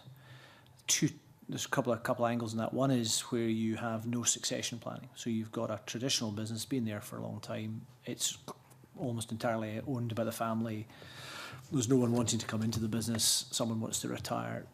You've got to sell it. Well, actually, you don't need to sell it, because employee ownership, which I think is a fantastic model, which we'll hear much more of going forward, is a great way of protecting corporate Scotland, the company based in Scotland. It's just, there's some great examples of how you're doing it. So we'll see a lot of that going forward. If you have taken in external equity investment from whether it's a business angel or a venture capitalist, you know you're on the journey to sell, unless your exit, or rather the exit for the investor, because you need to understand what their objectives are when you take money off them. We don't have a great track record in taking companies through to IPO and floating them on the London Stock Exchange or AIM. I've just come off the board of an AIM company. I can completely understand why no one wants to go on it, but that's another story for another day. The growth thing does need finance, though. It absolutely needs finance. I mean, if I may, my final point on this was, Scotland is blessed with this very robust business angel community. It's far more robust than probably any other part of the world. It's mature. There's lots of new groups. I've just established a new one at Strathclyde University for spin-outs. There's some great stuff. But the venture capital community hates working with business angels. And one plea, and I've asked Nesta to look at this. I'm asking anyone that cares to listen. Is there a mechanism we need to find? I'd like to get a bit of resource to investigate how you could make the transition from the very successful business ownership base of the business angels in Scotland to venture capital. I sat with a guy yesterday. It's one of the businesses that has been a success out of ITI, which is interesting given all the negative coverage. Licensed a piece of technology from ITI, taking money from a very well-known angel group, and I'm warning them that, you know, if you need to then go for some serious money, £5 to £10 million to make this a serious big global business, because you have that opportunity, you're going to find it difficult to negotiate 2 years down the line. So my idea is that you have, is there a vehicle, and it could be part of Scottish Investment Bank, a fund of sorts that, let's call it, tidies up the share register, provides a suitable exit for the business angels at the right time, because the business angels are all stuck. They've run out of money. They need exits to then allow them to do more deals and leverage, hopefully, some degree of success. The problem at the moment is a venture capitalist would come along. There's no one else likely to fund it, so they've got the upper hand in terms of the negotiation. All the business angels are going to do is get hammered. Guess what? They're not going to do the deal. So they've got a whole bunch of living dead companies out in Scotland. Scottish Investment Bank's got 270, 280 businesses. Where's the next step? Where's the next step? If you had someone in the middle cleaning up giving a reasonable return to the people that took the big risk at the early stage alongside the founders, get them out of the way, get some venture capital in at a sensible thing. At the moment, unless there's something sitting in the middle, you could not negotiate that. Doesn't matter how good an advisory team you've got, you just wouldn't be able to do it. Define, we use the term living dead companies, which is something that might get picked up on out of context, but just to sort of define, that's businesses which are perhaps at a stage where they either need to be sold on or develop some form of employee ownership, or but they are unable to realise the capital in order to be able to do some of the things that you're describing. Yes. Do you agree? Realise the pejorative term. It's a term that we use in the community of you know, the opportunity to grow isn't there because they can't get access to the next round of finance. The issue around acquiring growth by acquisition, in many cases, it comes back to this thing of, if you've got a sizable business that has stopped taking risks, how do you then get it to grow? There will be absolutely no experience on that board or the management team of making acquisitions, doing multi-site, your 1 burger van to 2 burger vans type of thing. Saw that with PSYBT. Someone has 1 van, they want to go to 2, they want to go to a second unit or a shop or whatever. That required a different type of funding, hence what became the Growth Fund, and a different type of advisor who could say, well, you can't be in 2 places at once. And a lot of this is this dearth of skills and experience in that growth arena. And it's something I know we're working very hard at the Hunter Centre to do, to develop training and out, CPD, if you want to call it that, for businesses that want to grow. And I genuinely believe that with role models and peer support, you can get people who suddenly realise that they can do something, and then you put the right mechanism around it, and then we'll transform this economy. Okay, right, I think final question, and if we could have very short answers to this, maybe 1 word might do. Imagine each of you is John Swinney. You've woken up this morning, you found £1 million under the bed you didn't know you had. What would you spend it on, or what tax would you cut to maximise economic growth? I would spend it on sorry, it's more than 1 word, but I'll be really quick. I would spend it on providing community support for particular groups. We saw the launch here last week of the African Business Scotland, and for women and ethnic minority business. I think they're a really needy population. Okay. John? Probably building on the last comment around skills for growth, a programme that's not delivered by consultants who mark up everything at ridiculous rates, but some kind of knowledge transfer. But it has to be new. If you put another £1 million onto what we're doing at the moment, it won't make any difference. Belinda?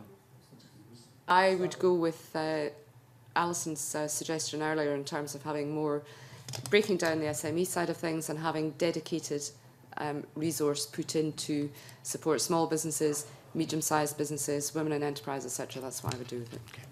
Okay. Thank you very much. It's been very helpful. I'm grateful to you for all your contributions and answering our questions. And we look forward to this afternoon to hearing the budget and seeing whether John Swinney's been listening in. Other than that, we go into private session and we'll have a brief suspension. Thank you.